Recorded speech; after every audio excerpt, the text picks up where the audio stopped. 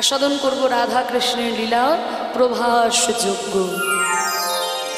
শ্রীমতী রাধারানী কেমনভাবে 100 বছর কৃষ্ণ বলে কেঁদেছে, তা সেই বিরহের শেষে কেমনভাবে নারদ মুনির প্রচেষ্টায় প্রভাসের যজ্ঞে রাধা কৃষ্ণের মিলন হলো, আজকে আমরা আস্বাদন করব।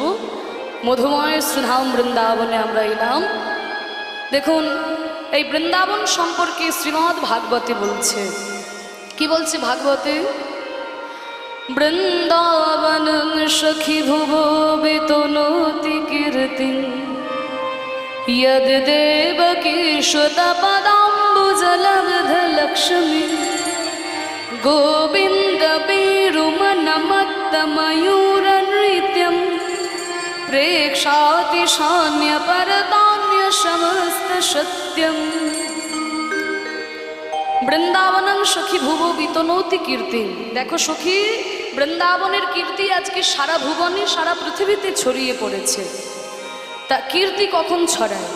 কীর্তি ছড়ানো মানে নাম ফাটে। কারোর নাম কখন ফাটে? বলে বাবা, কারোর নাম তখনই ফাটে যখন কারোর কপালে লক্ষ্মী লাভ হয়। কপালে যদি কারোর লক্ষ্মী লাভ হয় তখনই তার নাম ফাটে। বুঝতে পারছেন না তো? একটু উদাহরণ দিয়ে বলি, বুঝতে পারবেন। মনে করুন একটা বাচ্চা ছেলে চায়ের দোকানে কাজ করে। এবার ছেলেটাকে কেউ তার নাম জানার চেষ্টাই করে না, সবাই দেখতে পেলে একটা ধমক দিয়ে দেয়, হ্যাঁ তাড়াতাড়ি চা কাপগুলো নিয়ে যায় এখান থেকে। তা সবাই দেখতে পেলে একটা ধমক বসিয়ে দেয়, এই ছেলে এটা নিয়ে আয়, এই ছেলে ওটা নিয়ে আয়। কেউ ডেকে জিজ্ঞাসা করে, বাবু তোমার নাম কি, খোকা কোথায় থাকো? কেউ কিন্তু ভালো করে কথা বলে না। এবার ওই যে চায়ের দোকানের ছেলেটা, কেউ তার নাম জানার কোনোদিন চেষ্টাই করে না। এবার ওই ছেলেটাই যদি বাবা পরের দিনে লটারিতে 1 কোটি টাকা পায়, ওই ছেলেটাই যদি পরের দিনে লটারিতে 1 কোটি টাকা পায়, দেখবে সমস্ত লোকে তার নাম পড়ে একেবারে মুখস্থ করে ফেলেছে। খবরের কাগজের প্রথম পাতায় নাম ছেপে বেরিয়ে যাবে, তাই না? ফেসবুকে, ইউটিউবে একেবারে ভাইরাল যে এই নামের চায়ের দোকানের অমুক ছেলেটি লটারিতে 1 কোটি টাকা পেয়েছে। তাহলে দেখুন, ওই যে ছেলেটা কেউ কোনোদিন তার নাম জানার চেষ্টাই করতো না, কিন্তু আজকে সব লোকে তার নাম পড়ে মুখস্থ করে ফেলেছে। কেন না? ওই যে কপালে লক্ষ্মী লাভ হয়েছে। কপালে যদি কারো লক্ষ্মী লাভ হয় তখনই তার নাম ফাটে। এবার লক্ষ্মী মানে কিন্তু শুধুই টাকা পয়সা ধন সম্পত্তি নয়, লক্ষ্মীর অনেক রূপ আছে। ধনলক্ষ্মী, যশলক্ষ্মী, সৌভাগ্য লক্ষ্মী, লক্ষ্মীর অনেক রূপ। তা বলছে বৃন্দাবনের নামগন্ধই কেউ জানতো না। ওই তো ছোট্ট উত্তরপ্রদেশে ঝোপে একটা গ্রাম, পাহাড়ের নিচে। কিন্তু দেখুন আজকে সারা পৃথিবীর লোকে বৃন্দাবনকে চেনে। কেন না? বৃন্দাবনের কপালে লক্ষ্মী লাভ হলো। লক্ষ্মীটা কি? ইয়াদ দেবকী সুত পদাম্বুজ লব্ধ লক্ষ্মী। দেবকী সুত মানে দেবকীর পুত্র কৃষ্ণের চরণরূপী লক্ষ্মী যখন বৃন্দাবনের মাটিতে পড়ল, বৃন্দাবনের সৌভাগ্য লক্ষ্মী উদয় হলো, আর বৃন্দাবনের নাম সারা পৃথিবীতে ছড়িয়ে পড়ল। সেই গোবিন্দ বৃন্দাবনে এসে কি করলেন? গোবিন্দ বেণু বাঁশি বাজালেন। আর তার বাঁশি শুনে ময়ূর ভাবলো মেঘ ডাকছে, তাই পেখম তুলে নৃত্য করতে শুরু করলো। গোবিন্দ বেণু মনমত্ত ময়ূর নৃত্যম। আর ওই ময়ূরের নৃত্য দেখে অন্যান্য পশু পাখি তারাও ভাবলো আমাদের আনন্দের সময়, আনন্দে গুণগান করতে লাগলো। প্রেক্ষাতি সান্যে পরতান্যে সমস্ত সত্যম। মধুময় শ্রীধাম বৃন্দাবন রচিত হলো। কিন্তু মাগো, বৃন্দাবনের মাধুরীমা ভগবান শ্রীকৃষ্ণই যখন বেশি দিন বৃন্দাবনে থাকলেন না, অক্রূর যখন রথে চাপিয়ে নিয়ে চলে গেল কৃষ্ণকে, কংসকে বধ করে মথুরার রাজা হলেন কৃষ্ণচন্দ্র, আর ওদিকে বৃন্দাবনের শুরু হলো তীব্র বিরহ। নন্দ রাজা, নন্দ রানী গোপাল গোপাল বলে পথে পথে কাঁদে। শ্রীরাম, সুদাম আদি 24 জন সখা কানাই কানাই বলে কাঁদে। আর শ্রীমতী রাধারানীর দশা এক মুখে বর্ণনা করা যায় না। কোনদিন রাধারানী বলছেন, ওরে সখী, ওরে সখী, কাল বলে কালা গেল মধুপুরে, সে কালের আর কদিন বাকি। আমার যৌবন সায়রে সরিতেছে ভাটা, আমি তাহারে কেমনে রাখি। আবার কোনোদিন বলছি, ওরে ওরে সখী, আমি বোধহয় আর বাঁচবো না সখী, কৃষ্ণ বিরহে বোধহয় আমি আর বাঁচবো না, মরিব মরিব সখী, নিশ্চয় মরিব। আমার কানু হেন গুণনিধি আমি কারে দিয়ে যাব। আজকেও রাধারানী কাঁদছেন, কিন্তু আজকে রাধারানী মুখে কোনো কথা বলতে পারছেন না। দেখবেন আমাদের হৃদয়ে যখন প্রচণ্ড কষ্ট হয়, প্রচণ্ড দুঃখ হয়, আমরা কিন্তু মুখে কথা বলতে পারি না। একটা দুটো দিন কাঁদছেন না রাধারানী, 100টা বছর কৃষ্ণ বলে কাঁদছেন, আজকে মুখে আর কোনো কথা বলতে পারছেন না।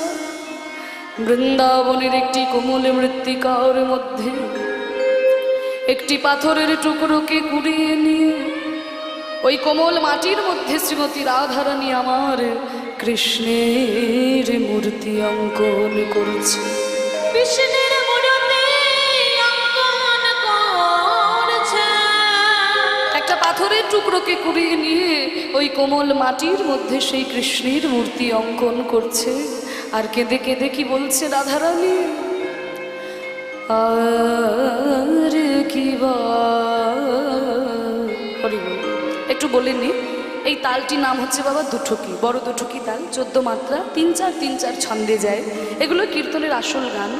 আমাদের ধৈর্য থাকে না শোনার মতো, আমি খুব ছোট্ট করে গাইছি, না গাইলে তো কীর্তনের মর্যাদা রক্ষা হয় না।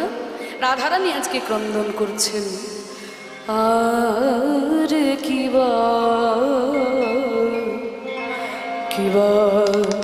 কৃষ্ণ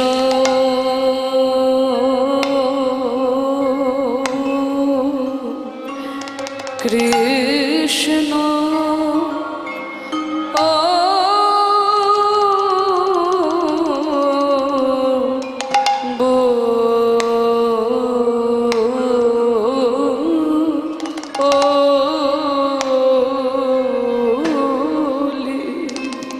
কৃষ্ণ কৃষ্ণ বলি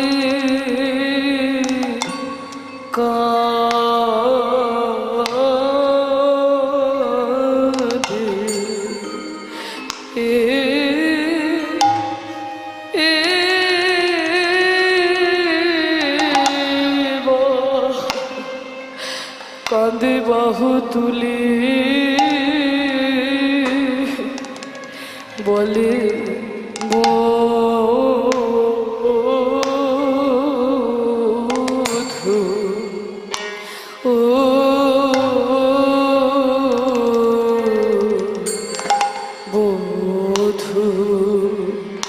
প্রাণবোধু গেল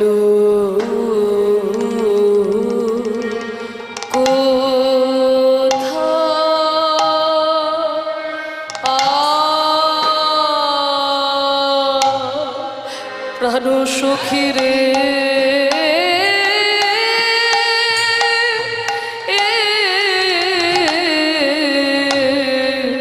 ও গো সখী কৃষ্ণ কৃষ্ণ ও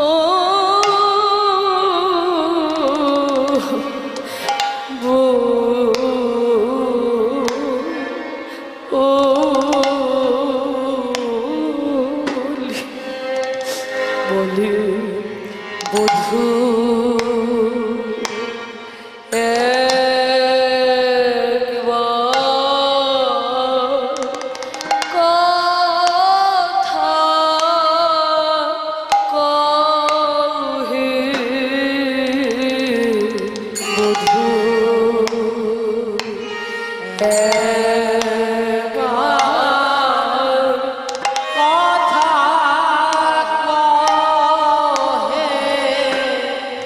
আমি অনেক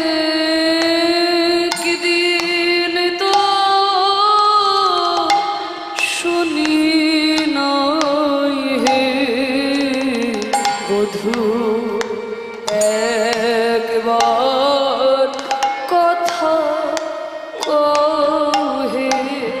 আমি 1 2 3 1 2 3 4 1 2 3 1 2 3 4 ওই মধুর মধুর মধুর স্বরে অনেক দিন চলে নাই হে। ওই মধুর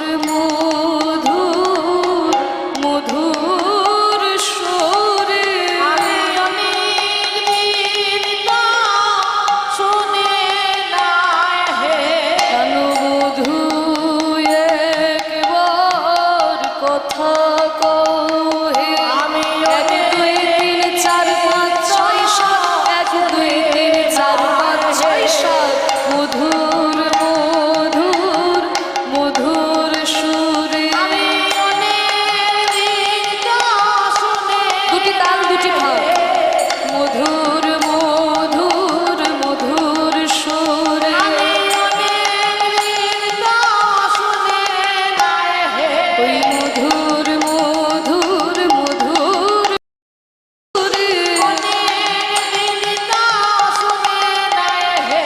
বধূ একবার কথা কও হে প্রাণ বধূ একবার কথা কও হে প্রাণ বধূ একবার কথা কও হে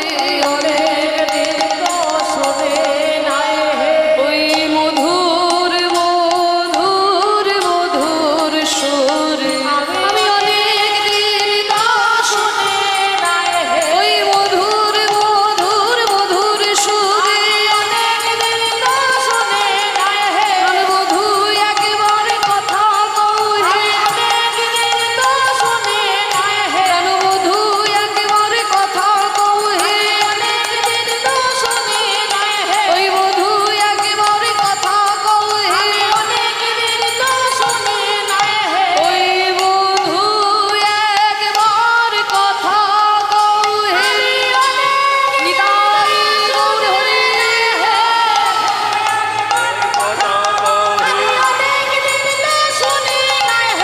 বধূ একবার কথা কও হে বধূ একবার কথা কও হে বধূ একবার কথা কও হে কৃষ্ণ হরি বল। যিনি এই বড় তাল কৃপা করে শিখিয়েছেন কীর্তন সম্রাট সুমন ভট্টাচার্য মহাশয়, আর যার জন্য গাইতে পারছি তার পরিচয়টা একটু দিয়ে দিই। এই যে শ্রীখোল বাজাচ্ছেন শ্রী শম্ভুনাথ চক্রবর্তী মহাশয়, আমার গুরুজির জামাই বাবা, ওনার ভগ্নিপদ।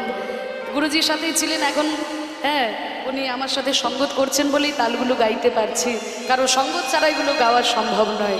শিখেই বসেছিলাম, গাওয়া হচ্ছিল না। আপনাদের মতো ভক্তের কাছে গাইতে পেরে বলো ভালো লাগছে। তা দেখুন, এগুলো আমাদের সাহিত্য বাবা, বাংলার এটাই রস, কীর্তনের এটাই রস, এর মধ্যে বিশাল সাহিত্য রয়েছে। বাংলার নিজস্ব যদি কোনো সম্পদ থেকে থাকে সেটা হচ্ছে আমাদের এই কীর্তনের সম্পদ। কারণ classical music, Hindustani classical music আমাদের বাংলার নয়, বাংলার নিজস্ব সম্পদ হচ্ছে এই কীর্তন গান। দেখুন কত সুন্দর, বড় তালিটা হলো 14 মাত্রা, এইটারই ছোট অংশ দুঠুকি, ছোট দুঠুকি তালে 7 মাত্রায় যাবে, 3.5 3.5 ছন্দ। কৃষ্ণ কৃষ্ণ বলে কাঁদে বাহু তুলে, বলে বধূ গেল কোথায়। এক হাপ 1 2, এক হাপ 1 2, এক হাপ 1 2, এক হাপ 1 2। ওই মৃত্তিকায় উপরে মূরতি আঁকিয়া,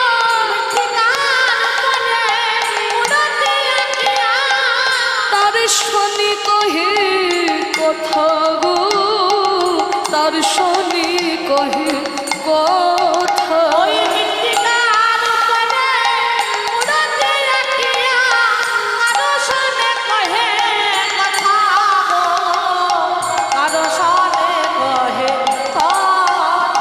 কৃষ্ণের মূর্তি অঙ্কন করতে বসেছেন রাধারানী, কৃষ্ণের বদনে আঁকতে গিয়ে বদনে আঁকতে পারল না,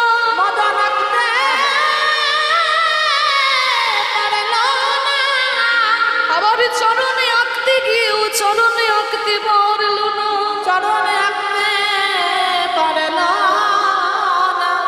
তাই রাধারানী আমার করেছেন কি, আজকে মাঝখান থেকে আঁকতে শুরু করেছে। চরণ আঁকতে পারলো না, বদন আঁকতে পারলো না, আজকে মাঝখান থেকে আঁকতে শুরু করেছে। মাঝখানে মানে কোটি, কোমর থেকে আঁকতে শুরু করেছেন রাধারানী। কেমন ভাবে আঁকছেন জানো? আহায় আঁকি আসে কোটি, পরাইল ধুটি, কত যতনে প্যারি।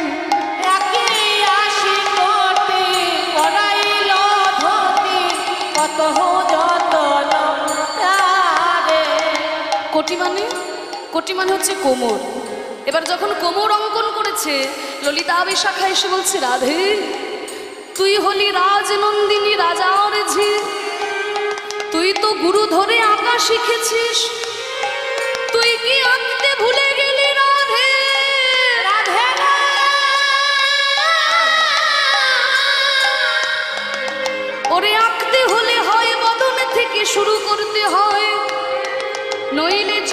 থেকে শুরু করতে হয়।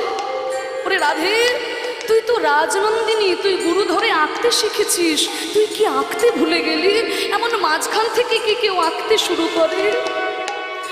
রাধারানী বলছি, ওরে ললিতাই, ওরে বিশাখা, ওরে বিশাখা রে, আমি যখন গোবিন্দের বদনে আঁকতে গেলাম, বদনে আঁকতে গেলাম, ওই চাঁদ বদনে মনে করে আমার দুই নয়ন ধারায় অঙ্গ ভেসে গেল। নয়ন ধারায় ভেসে গেল। আবার যখন চরণে আঁকতে গেলাম, মনে মনে ভাবলাম আমার বধুর চরণ ছিল, তাই বধূ আমায় ছেড়ে চলে গেছে। আমায় ছেড়ে চলে গেছে। আরে আমি যদি এই চিত্রের চরণে অঙ্কন করি, আর চরণে পেয়ে যদি এই চিত্র আমায় ছেড়ে চলে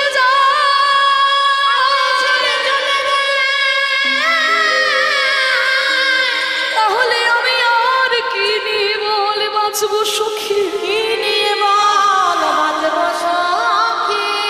ওরে ললিতা, ওরে বিশাখা, আমি তাইতে চরণ আঁকি না, আমি তাইতে চরণ আঁকি না।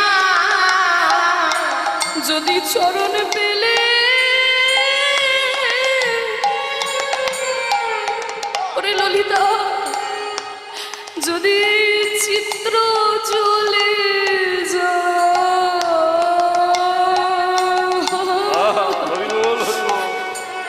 আমি তাই তো চরণ আঁকি না। ওই তাইতে চরণ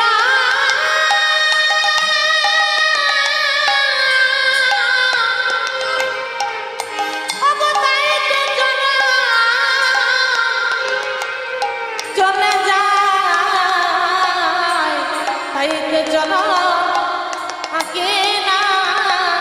যদি চরণ পেলে চিত্র চলে যায়, অভাগিনীর কপাল ভালো নয়। চরণ পেলে চিত্র চলে যায়, অভাগিনীর কপাল ভালো নয় রে। চরণ পেলে চিত্র চলে চলে যায় তাইতে চরণ, আঁকে না।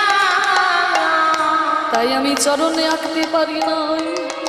তাই রাধারানী মাঝখান থেকে যখন কোটি এঁকেছে, কোটির পরে কি আঁকছে গো? কোটির পরে কি আঁকছে? ওপরে কি আঁকলো? নাভি সরোবর আঁকিল তার পর,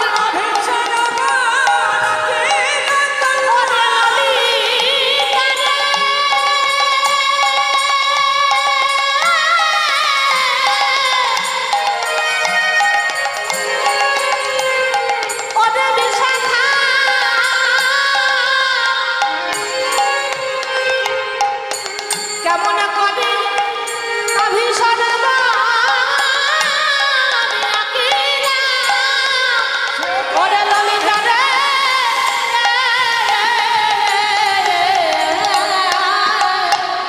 ওই নাভি সরোবর,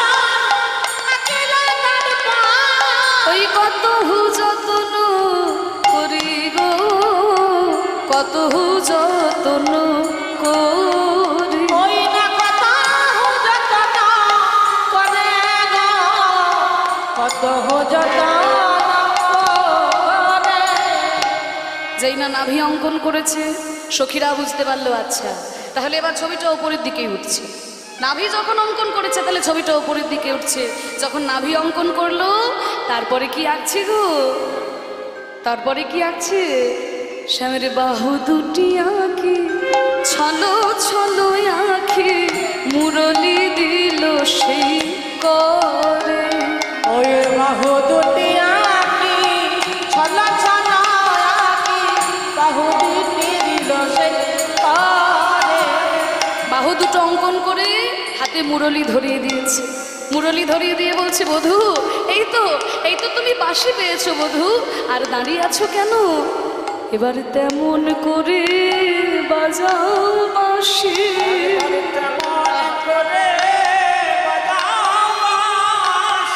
ওই ওই সেদিন যেমন বাজাইছিলে তেমন করে তুমি বাজাও বাঁশি। ওই সেদিন যেমন বাজাইছিলে, যে বাঁশি শুনে আমি হলাম দাসী। সেদিন যেমন বাজাইছিলে, ওই সেদিন যেমন বাজাইছিলে, নিতাই গৌর প্রেমানন্দে বাজাইছিলে, সেদিন যেমন বাজাইছিলে তেমন করে বাজাবাসি। আবার কম্বু কণ্ঠ কিবা অপরূপ শোভা, কণ্ঠ কিবা অপরূপ শোভা, বদন আঁকিল পরে গো, বদন আঁকিল পরে। ওই কুম্ভ কণ্ঠ কিবা অপরূপ শোভা, বদন আঁকিল পরে গো, বদন আঁকিল পরে। কম্বু কণ্ঠ কিবা অপরূপ শোভা বদন আঁকিল পরে। কম্বু মানে হচ্ছে শাঁখ। তোমার দেখবে শাঁখের গায়ে কেমন ভাঁজ ভাঁজ দাগ থাকে না, আবার গোবিন্দের কণ্ঠে তেমন ভাঁজ ভাঁজ দাগ, সেগুলো এঁকে দিয়েছে। এবার তার উপরে বদন অঙ্কন করছে, আর বদন এঁকে রাধারানী কি বলছে গো, শ্যামের বদন আঁকিয়া মুখে মুখ দিয়া তার সনে কহে কথা। ওই বদন আঁকিয়া মুখে মুখ দিয়া কারো সনে কহে কথা। বধূ, ও বধূ, বধূ গো, এই দাসীর কথা কি মনে পড়ে না? এ দাসীর কথা কি মনে নাই গো, এই দাসীর কথা তোমার মনে পড়ে না? দাসীর কথা কি মনে পড়ে না। তুমি দ্বারকায় রাজা হয়েছ বলে এই দাসীর কথা মনে পড়ে না? দ্বারকার রাজা হয়েছ বলে, ওই বৃন্দাবনের রাখাল রাজা ওই দ্বারকার রাজা হয়েছ বলে, ছিলে বৃন্দাবনের রাখাল রাজা, ওই দ্বারকার রাজা হয়েছ বলে, ছিলে বৃন্দাবনের রাখাল রাজা। হরি বল। রাজা হয়েছ বলে, ওই দ্বারকার রাজা হয়েছ বলে, দাসীর কথা কি মনে পড়ে। দাস যদুনাথ কয় ওহে রসময়, যদুনাথে কয়, ওহে রসময়, একবার আসিয়া দেখো হে থাগো, আসিয়া দেখো হে থা। দাস যদুনাথ কয়, শোনো রসময়, আসিয়া দেখো রে হে থাগো, আসিয়া দেখো রে হে থাগো। তুমি একবার এসে দেখে যাও, একবার সে দেখে যাও, তোমায় বারে বারে বলবো না গো, একবার এসে দেখে যাও। আমি বারে বারে বলবো না গো, একবার সে দেখে যাও। তোমার প্রেমময়ীর কি যে দশা, একেবারে এসে দেখে যাও। তোমার প্রেমময়ের কি যে দশা, একবার সে দেখে যাও। তোমার প্রেমময়ীর কি যে দশা, দশা বলতে হিয়া ফেটে যায়। নিতাই গৌর হরি। প্রেমময়ের কি যে দশা, বলি একবার সে দেখে যাও। দাস যদুনাথ কয় ওহে রসময়, যদুনাথ কয়, ওহে রসময়, একবারে আসিয়া দেখো হে থাগো, আসিয়া দেখো রে হে থা, আসিয়া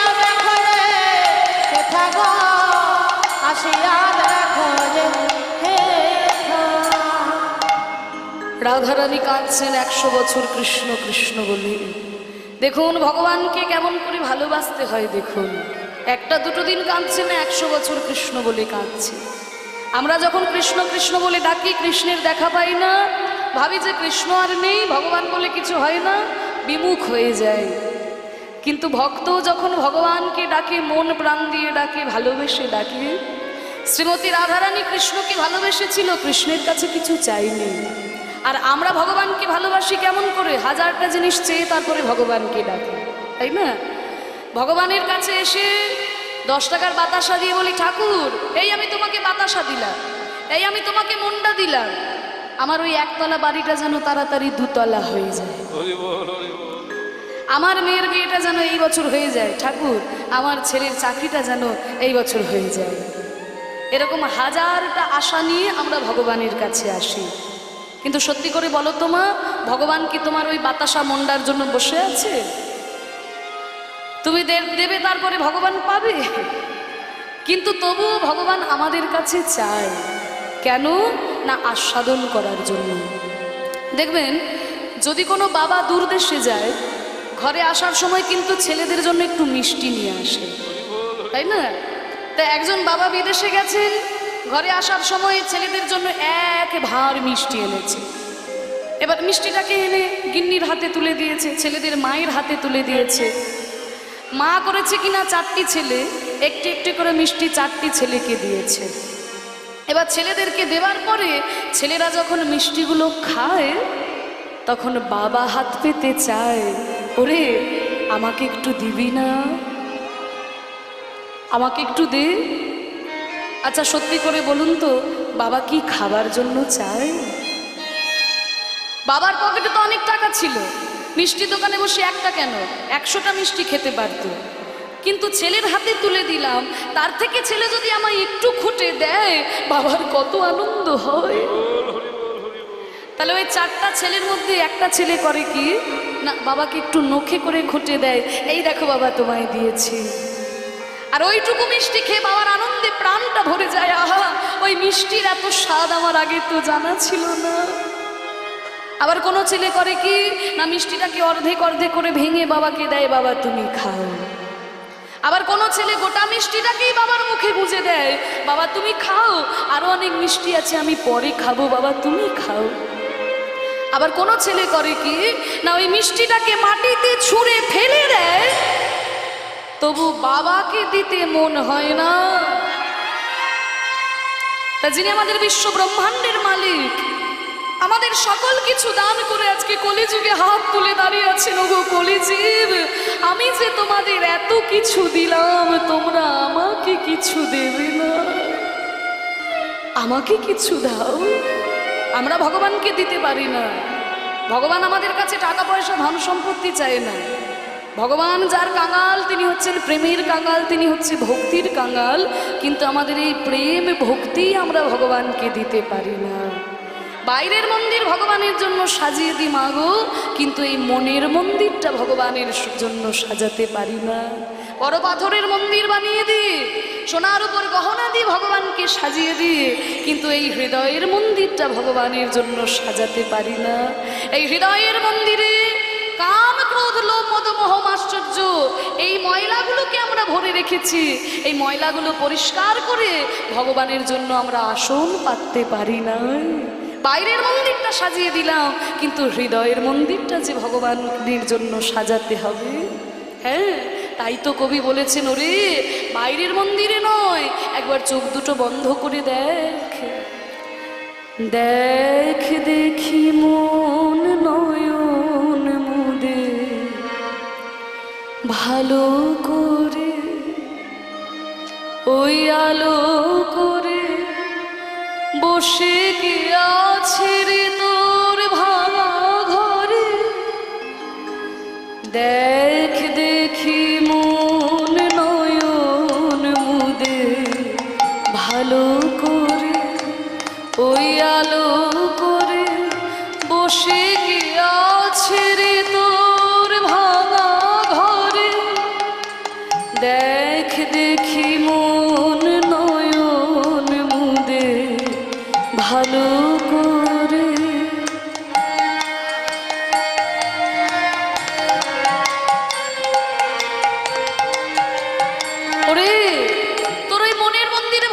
বসে আছে।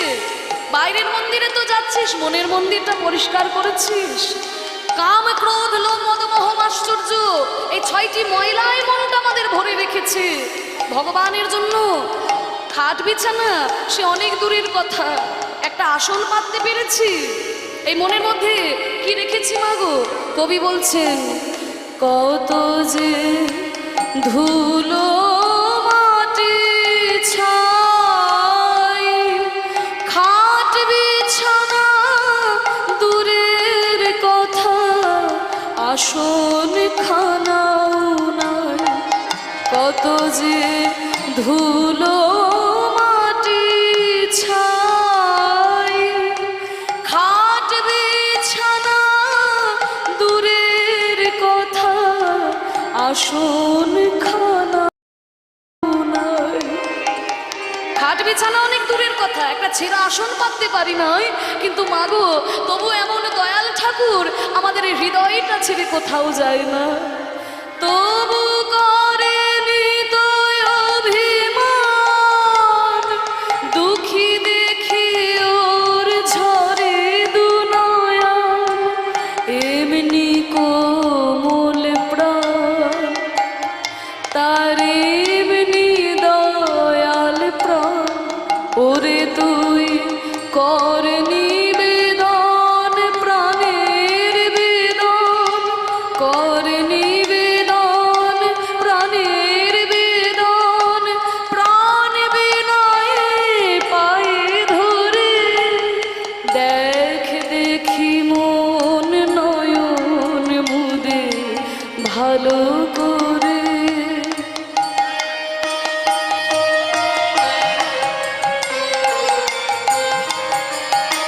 হে প্রভু, আমার এই হৃদয়ের মধ্যে ময়লায় ভরা, আমার এই হৃদয়ে কি ভগবান এসে বসবে? আমার এই কাঙালের হৃদয়ে কি ভগবান আসবে? বলে আসবে না কেন?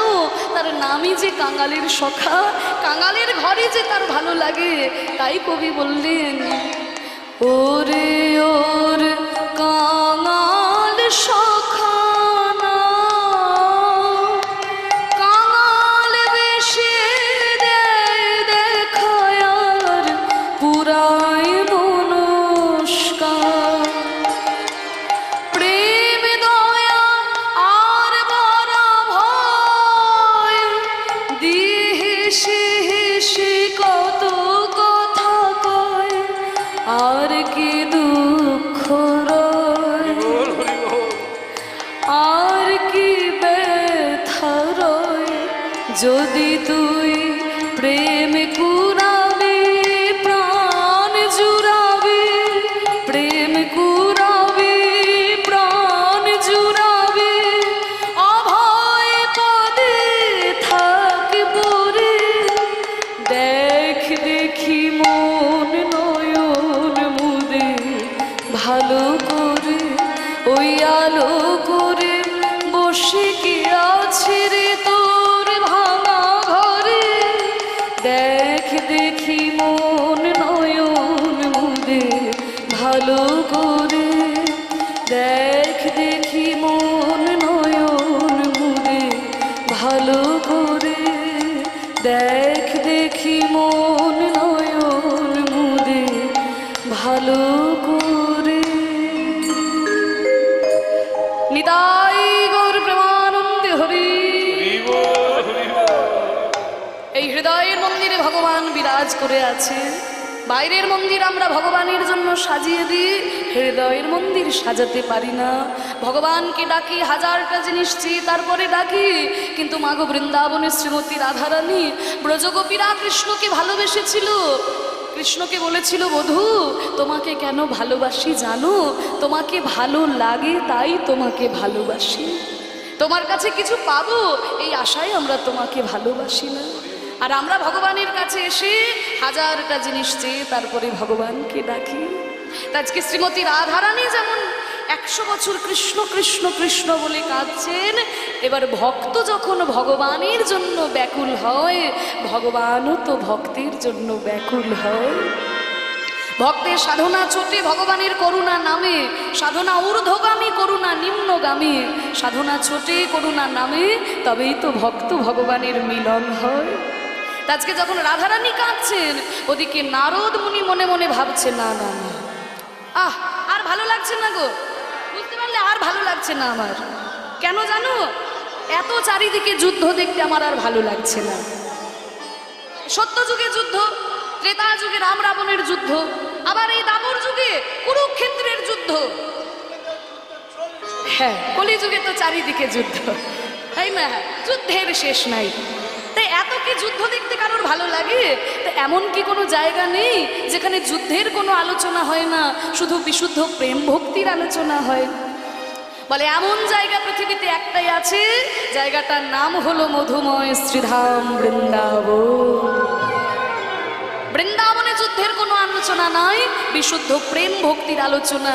আজকে নারদ মুনি, একলে নারদ মুনি চিনতে মনে মনে,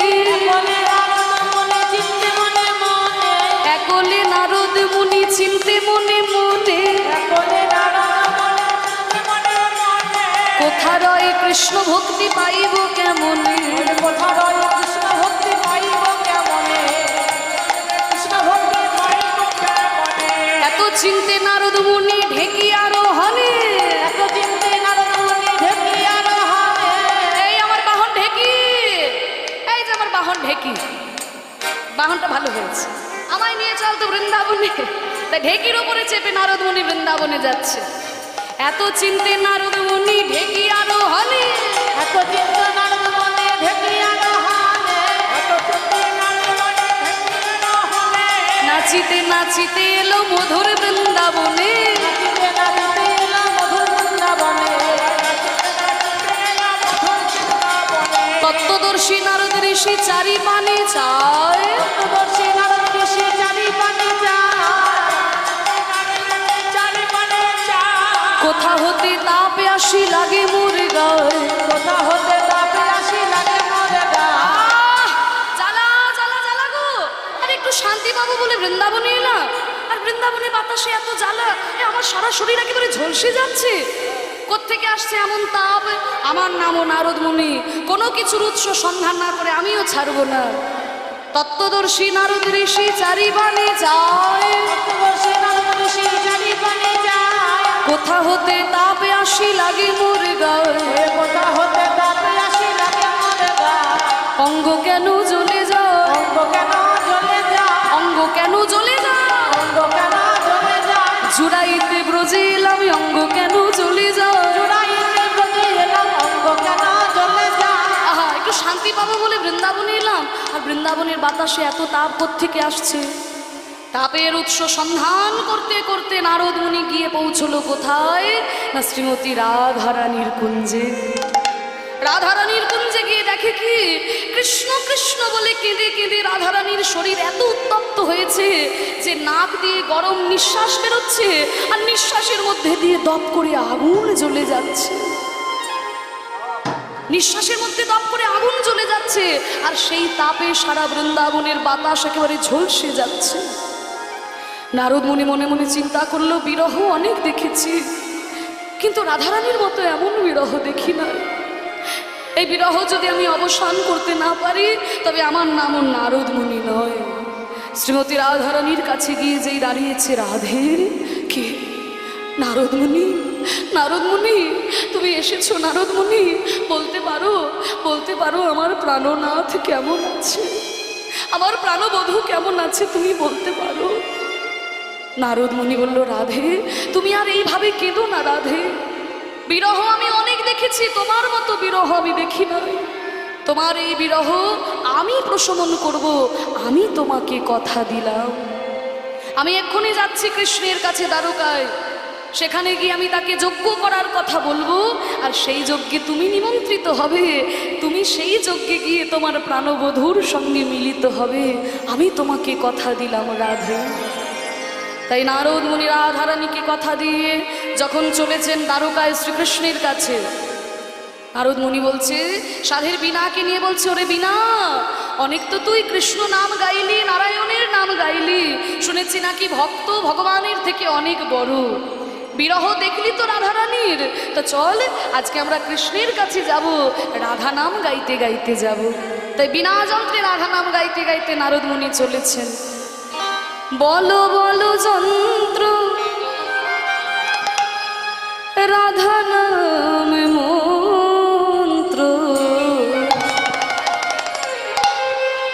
যাগ যজ্ঞ ব্রত কিছু নাহিয়া।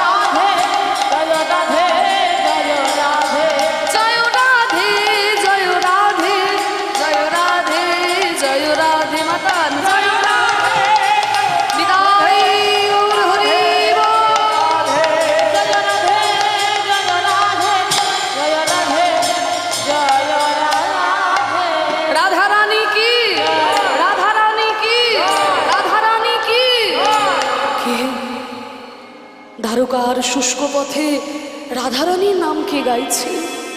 আমার সাধন ভজনের নাম, আমার ভজনের নাম রাধা নাম। এই রাধা নাম কে গাইছে? ওই যে বললাম, ভক্ত যেমন ভগবানের জন্য ব্যাকুল হয়, ভগবানও তো ভক্তের জন্য ব্যাকুল হয়। রাধারানী যেমন 100 বছর কৃষ্ণ বলে কাঁদছেন, কৃষ্ণও কিন্তু রাধারানীর বিরহে পাগল। এতগুলো বছর পরে নারদ মুনির মুখে যেই না রাধা নাম শুনেছেন, কি আমাকে শোনালে ওই নাম, ওই রাধা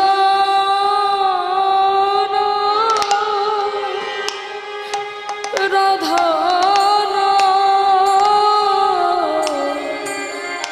নাম কে শুনালে, ওই রাধা রাধা রাধা নাম কে শুনালে,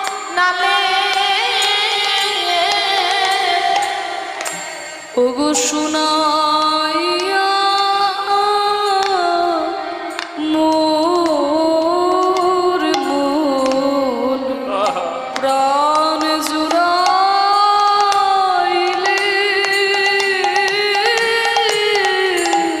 শোনায়া মোর প্রাণ জুড়াইলে,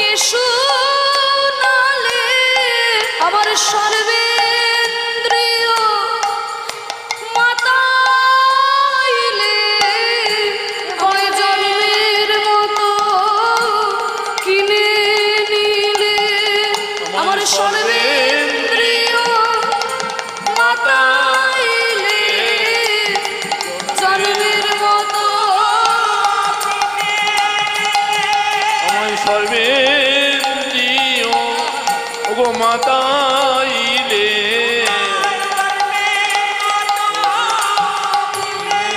নিলে আমার সর্বেন্দ্রিয় মাতাইলে জন্মের মতো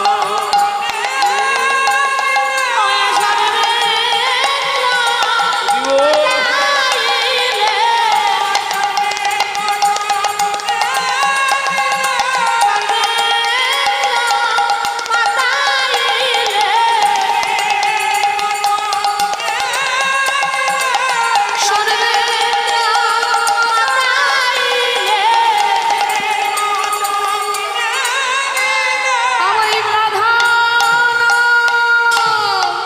কে শুনালে জন্মের মতো কিনে নিলে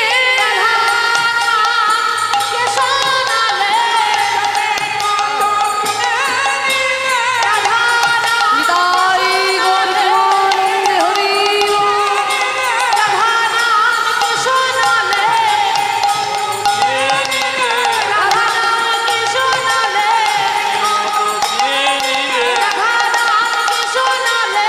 জন্মের মতো কিনে নিলে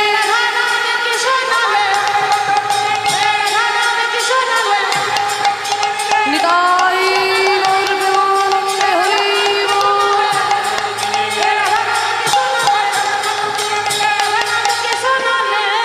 ওই রাধা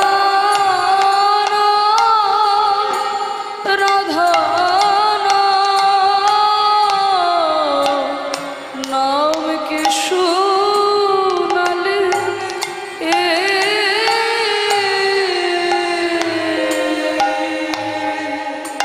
কি আমায় রাধা নাম শোনালো।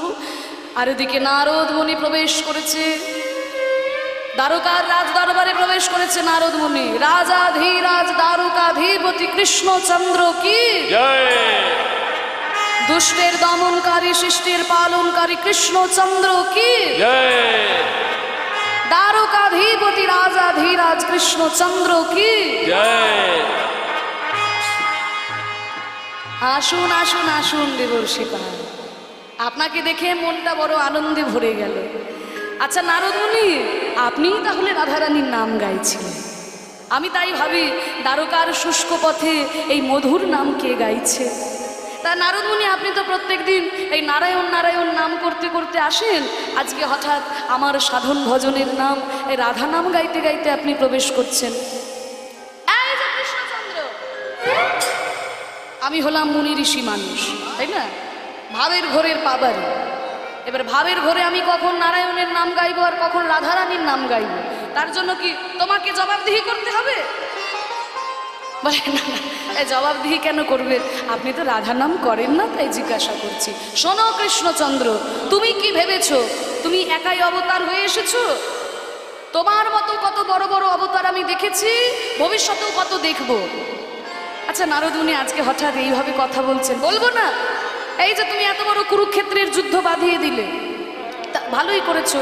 আস্তে মাঝে মাঝে আবার যুদ্ধ না করলেও হয় না, হ্যাঁ, কারণ গীতার পাতায় ভগবান নিজেই বলেছেন, যদা যদা হি ধর্মস্য গ্লানির্ভবতি ভারত অভ্যুত্থানমধর্মস্য তদাত্মানম সৃজাম্যহম পরিত্রাণায় সাধুনাং বিনাশায় চ দুষ্কৃতাং ধর্ম সংস্থাপনার্থায় সম্ভবামি যুগে যুগে। যখন যখন ধর্মের গ্লানি হয়, অধর্মের বিকাশ হয়ে যায়, তখন সাধুদেরকে রক্ষা করার জন্য, অসাধুদেরকে বিনাশ করার জন্য যুগে যুগে তুমি অবতার হয়ে জন্মগ্রহণ করো। তা ঠিক আছে, তুমি যুদ্ধ করেছো, ভালোই করেছো, আস্তে। কিন্তু যুদ্ধ যখন হয়, যুদ্ধে কিন্তু অনেক ধার্মিক লোকের প্রাণ চলে যায়, তাই না? যুদ্ধ যখন হয়, যুদ্ধে যারা মরে যায় সবাই কি আর অধার্মিক হয়? অনেক তো ধার্মিক লোকও যুদ্ধে মরে যায়। রাম রাবণের যখন যুদ্ধ হয়েছিল, রাবণের দলে কি আর সবাই অধার্মিক ছিল? সেখানে তো বিভীষণের পুত্র তরণী সেনও ছিল, তাই না? সারা গায়ে রাম নাম লিখে এসেছিল, কিন্তু তবুও তাকে মরতে হয়েছিল। কেন? না, অধর্মের দলে নাম লিখিয়েছে। তাই যুদ্ধ যখন হয়, যুদ্ধে অনেক ধার্মিক লোকের প্রাণ চলে যায়, তাই তার প্রায়শ্চিত্ত স্বরূপ যজ্ঞ করতে হয়। তা ত্রেতা যুগে রামচন্দ্র করেছিল অশ্বমেধ যজ্ঞ। তা তুমি যে এত বড় কুরুক্ষেত্রের যুদ্ধ বাঁধালে, কত কত মানুষ মরে গেল, তা তুমি তো কোনো প্রায়শ্চিত্ত করার জন্য যজ্ঞ করলে না। বলে কেন নারদ মুনি, যুধিষ্ঠির তো করেছেন রাজসূয় যজ্ঞ। আরে যুধিষ্ঠির করেছে, যুধিষ্ঠির তার ফল পাবে, তাই না? আমি ভাত খেলে কি তোমার পেট ভরবে? ভরবে না। তাহলে আমি ভাত খেলে যেমন তোমার পেট ভরবে না, যুধিষ্ঠির যজ্ঞ করেছে, যুধিষ্ঠির তার ফল পাবে। তুমি কি যজ্ঞ করলে আমায় বলো? বলে না, আমি তো কোনো যজ্ঞ করিনি। বলে হ্যাঁ, ওই জন্যই তো আমি এসেছি। আমার কথা যদি শোনো, তুমিও একটা যজ্ঞ করো। তা কি যজ্ঞ করার পরামর্শ আপনি দিচ্ছেন? শোনো, ত্রেতা যুগে রামচন্দ্র করেছিল অশ্বমেধ যজ্ঞ, আর যুধিষ্ঠির করেছে রাজসূয় যজ্ঞ, আর তুমি করবে দান ব্রত যজ্ঞ।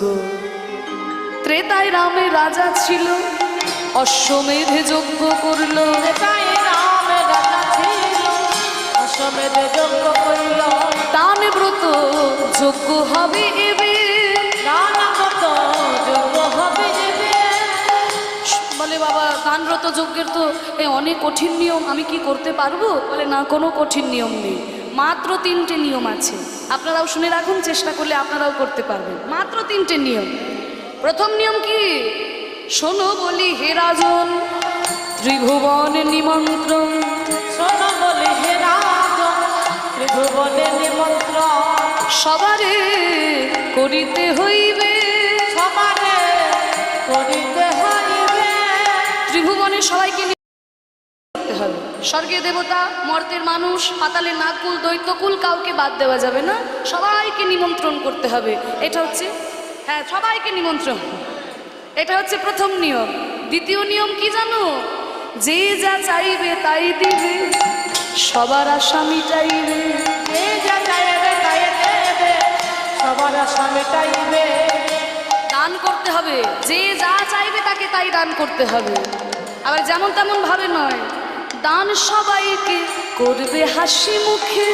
দান সবাইকে করবে হাসি মুখে। করিব। অনেকে আছে দেখবেন বাবা, অনেক দান করছে, প্রচুর দান করে, মুখের ভাবটা সারাদিন এমন করে থাকে, নিতে ইচ্ছা হবে না, যে দান আপনার নিতে ইচ্ছে হবে না। বলে বাবা, নিজের সাধ্য মতো দান করবে, এটা যেন মনে না হয় আমার সর্বস্ব নিয়ে নিল, এইটি যেন না হয়। সাধ্য মতো দান করতে হবে, কিন্তু মুখে যেন হাসি থাকে, হাসি মুখে দান করতে হবে। দান সবাইকে করবে হাসি মুখে। দান সবাইকে করবে হাসি মুখে। দান সবাইকে করবে হাসি মুখে। বাহ, এটা তো 2 নম্বর নিয়ম গেল। 3 নম্বর নিয়মটা কি? এটা খুব গুরুত্বপূর্ণ, মন দিয়ে শোনো। সর্বশেষে দান দিয়া, ভিক্ষার ঝুলি কাঁধে নিয়া। সর্বশেষ দান দিয়া, ভিক্ষার ঝুলি কাঁধে লইয়া। সর্বশেষে দান দিয়া, ভিক্ষার ঝুলি কাঁধে লইয়া। সর্বশেষ দান দিয়া, ভিক্ষার ঝুলি কাঁধে লইয়া। ভিক্ষা করে যাবে মন সুখে। বলে দাঁড়ান দাঁড়ান নারদ মুনি, আপনার এই 3 নম্বর নিয়মটা ঠিক বুঝতে পারলাম না। বলে কেন? বলে আমি সবাইকে যে যা চাইবে তাকে তাই দেব, আবার আমি ভিক্ষা করে নিয়ে নেব, তা আমাকে লোকে দেখে হাসাহাসি করবে না? এ কেমন রাজারে বাবা, নিজেই দান করছে আবার নিজেই ভিক্ষা করে নিয়ে নিচ্ছে। বলে শোনো, হাসাহাসি কেন করবে? মনে করো তুমি কাউকে 1 কোটি টাকা দান করেছো, 1 কোটি টাকা দান করেছো, তারপরে আঁচল পেতে তার কাছে 1 টাকা ভিক্ষা চাইছো, সে তোমাকে দেখে হাসাহাসি করবে? 1 কোটি টাকা দান করার পরে যদি 1 টাকা ভিক্ষা চাও, হাসাহাসি করবে কি? বলে না, তা হাসবে না, কিন্তু লাভটা কি? বলে এতে তোমারই লাভ। কেন জানো? তোমার দানের অহংকার দূরে যাবে। দানের অহংকার দূরে যাবে। দানের অহংকার দূরে যাবে। দানের অহংকার দূরে যাবে। জীবনে কোনোদিন কাউকে বুক বাজিয়ে বলতে পারবে না আমি তোমাকে 1 কোটি টাকা দিয়েছি। বাবা, তুমি যেমন তাকে 1 কোটি টাকা দিয়েছো, আঁচল পেতে 1 টাকা তুমি তার কাছে ভিক্ষাও করেছো। এই যে দানের অহংকার, এই অহংকার তোমার থাকবে না, তোমার দানের অহংকার দূরে যাবে। দানের অহংকার দূরে যাবে। যে যা চাইবে তাই দিবে, দানের অহংকার দূরে যাবে। তাহলে বুঝতে পেরেছো? নিয়ম বুঝতে হ্যাঁ, সবাইকে নিমন্ত্রণ করতে হবে ত্রিভুবনের, যে যা চাইবে তাকে তাই দিতে হবে, আর শেষে সবার কাছে একটু ভিক্ষা করতে হবে। বলে নিয়ম তো বুঝলাম, কিন্তু এত নিমন্ত্রণ করবে কে? ত্রিভুবনের নিমন্ত্রণ, এত নিমন্ত্রণ কে করবে? নারদ মুনি বলছে আমি থাকতে তোমাকে নিমন্ত্রণের চিন্তা করতে হয়? হ্যাঁ, আমার মতো নিমন্ত্রণ কেউ করতে পারবে না। ওমা, নারদের নিমন্ত্রণের নিয়মটা জানেন তো? মানে যার নামে চিঠি থাকবে তার কাছে তো যাবেই, সেটা পরের ব্যাপার। যার নামে নিমন্ত্রণ নাই তার কাছে আগে যাবে, যার নামে চিঠি নাই তার কাছে আগে যাবে, আগে গিয়ে জানিয়ে দিয়ে আসবে যে ওখানে যজ্ঞ করা হচ্ছে, তোমাকে নিমন্ত্রণ করা হয়নি। এইটি হচ্ছে নারদ মুনি। তা বলছে আমার মতো নিমন্ত্রণ কেউ করতে পারবে না, তুমি আগে পত্রগুলো লেখো, আমি নিমন্ত্রণ করব। তাহলে আমি পত্র লিখি। সবার প্রথমে কার নামে নিমন্ত্রণ? ওই যে দেখুন বাইরে বসে আছেন যিনি, যজ্ঞেশ্বর মহাদেব। জেনে রাখবেন, শিব ঠাকুরকে ছাড়া কোনো যজ্ঞ করার কথা কোনোদিন মাথাতেও আনবেন না, কারণ তার নামই হচ্ছেন যজ্ঞেশ্বর। শিবহীন যজ্ঞ করতে গিয়ে শিবের শ্বশুর মশাই পর্যন্ত রক্ষা পায়নি, মুন্ডটা কেটে গিয়ে ছাগ মুন্ড লাগাতে হয়েছিল। দক্ষ রাজা শিবহীন যজ্ঞ করতে গেল, কি হলো? মুন্ডটা কেটে ছাগ মুন্ড লাগাতে হলো। তাই শিব ঠাকুরকে ছাড়া কোনোদিন কোনো যজ্ঞ করার কথা মাথাতেও আনবেন না। সবার প্রথমে দেবাদিদেব মহাদেবের নামে চিঠি। প্রথমে শঙ্করে পরে শঙ্করী রে, প্রথমে শঙ্করে পরে শঙ্করী রে, পরে গণপতি কার্তিকে রে। শিব ঠাকুরের নামে সবার প্রথমে চিঠি, তারপরে মা পার্বতীর নামে চিঠি গেছে, তারপরে গণপতি, এই তো গণেশ পুজো গেল, হ্যাঁ গণপতির নামে চিঠি, কার্তিকের নামে চিঠি, আর কার নামে? সেজে পত্রজনী লক্ষ্মী বিনা পানি, লক্ষ্মী নামে চিঠি, বিনা পানি মানে সরস্বতীর নামে চিঠি, সবার নামে চিঠি। পত্র লেখে নিজ করে,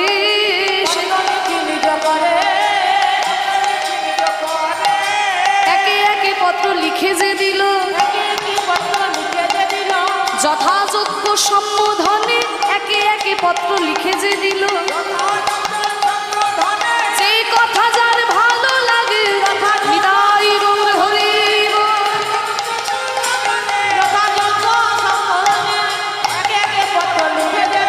পত্র লিখে নিজ করে,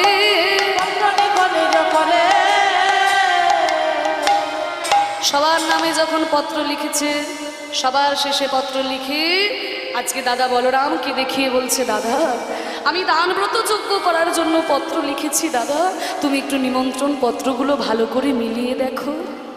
দাদা বলরাম যখন নিমন্ত্রণ পত্রগুলো ভালো করে মিলিয়ে দেখেছে, দেখার পরে বলছে, কানাই সবার নামে তো চিঠি দেখলাম কানাই, কিন্তু যাদের কোলে পিঠে চড়ে আমরা এত বড় হলাম, ওই নন্দ রাজা মা যশোমতীর নামে তো কই চিঠি দেখলাম না। নন্দ রাজা মা যশোমতীর নামে তো কই চিঠি নাই, বৃন্দাবনের তো কোনো চিঠি দেখলাম না। তখন গোবিন্দ বলে, দাদা গো, সবার নামে চিঠি লেখার বিদ্যা আমি পড়াশুনো করে অর্জন করেছি, কিন্তু মা বাবাকে আমি কি বলে চিঠি লিখব? দাদা গো, আমি ভাষা খুঁজে পেলাম না দাদা, আমি ভাষা খুঁজে পেলাম না দাদা, আমি কি বলিয়া ওই ক্ষমা চাইব? আমি ভাষা খুঁজে পেলাম না দাদা, কি বলিয়া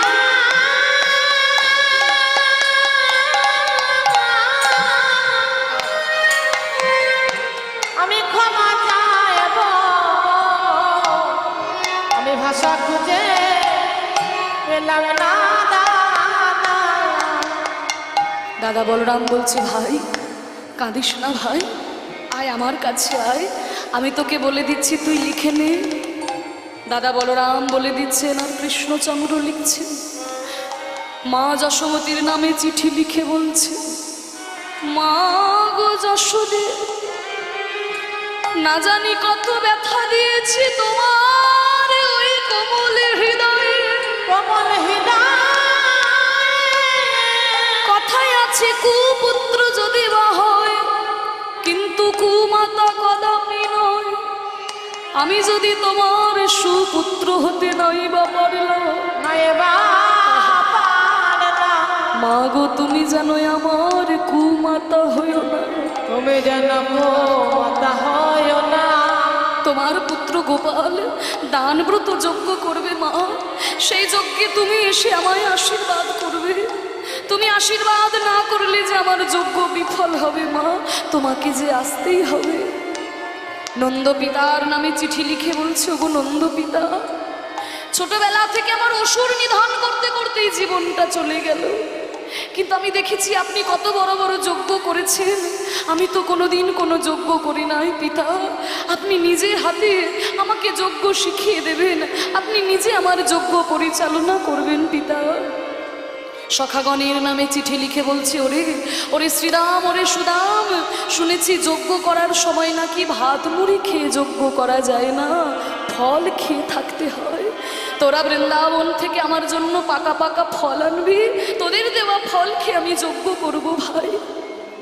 আর সবার আড়ালে গিয়ে শ্রীমতী রাধারানীর নামে চিঠি লিখে বলছে, ওগো রাধে, ওগো রাধে, ওগো প্রেমময়ী রাধে, প্রেমময়ী রাধে, তুমি তো আমার শুধু প্রেমময়ী নয়, প্রেমময়ী তুমি যে আমার শক্তি স্বরূপিণী। শক্তি স্বরূপিণী, তুমি এসে আমার যজ্ঞের শক্তি হয়ে দাঁড়াবে, শক্তি হয়ে দাঁড়াবে। তোমার শক্তিতে শক্তিমান হয়ে আমি দান যজ্ঞ করু। দান ব্রত যজ্ঞ করব। তোমায় যে আসতেই হবে রাধে।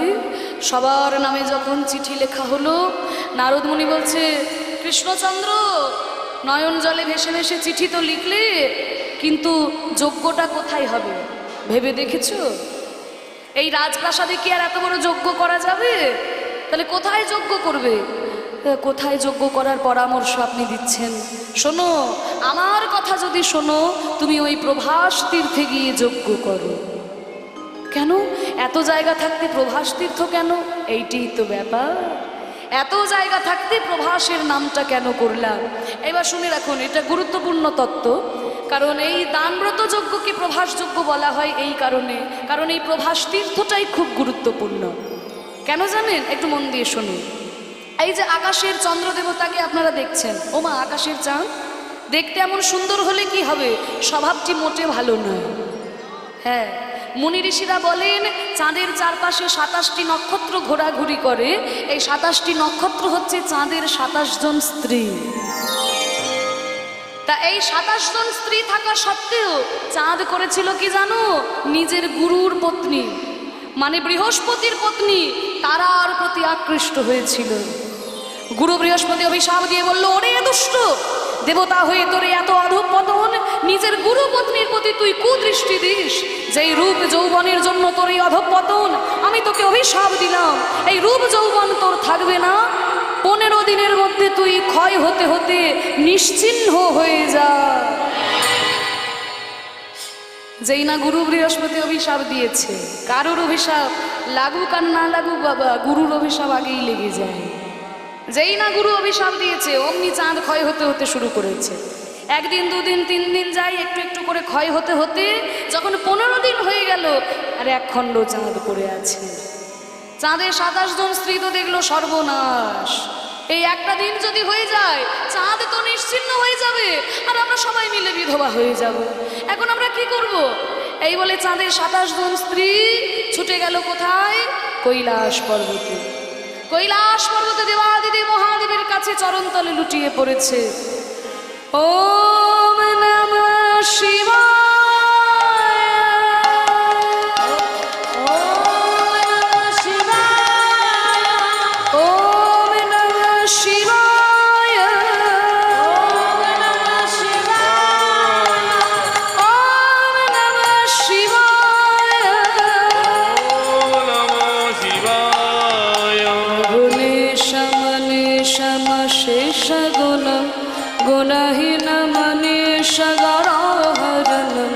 रणनिर्हित दुर्जय दैत्यपुरं प्रणमामि शिवं शिवकल्पतरु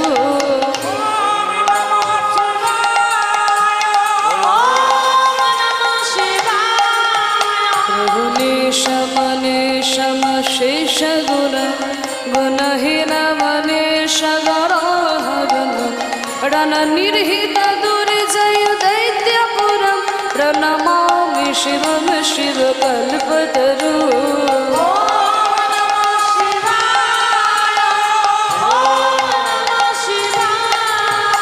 जटाटवीगलज्वल प्रवाह पावितस्थले गले बलं बलम्बितं भुजङ्गतुङ्गमालिका डमड्डमड्डमड्डमन्निनादवड्डमर्वय सकार चण्ड ताण्डवं तनोतु न शिव शिवम्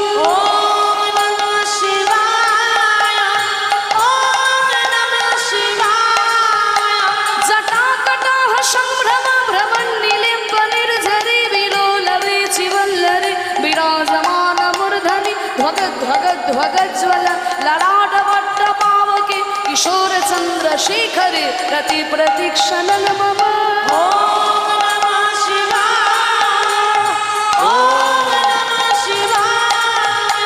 धराधरेन्द्रनन्दिनी विलासबन्धुबन्धुरास्फुरदिगन्तसन्तति प्रमोदमान मानसी कृपाकटाक्षधौरनि निरुध्य दुर्धरापदि क्वचिद्दिगम्बरे मनो विनोदमेतु वस्तुनि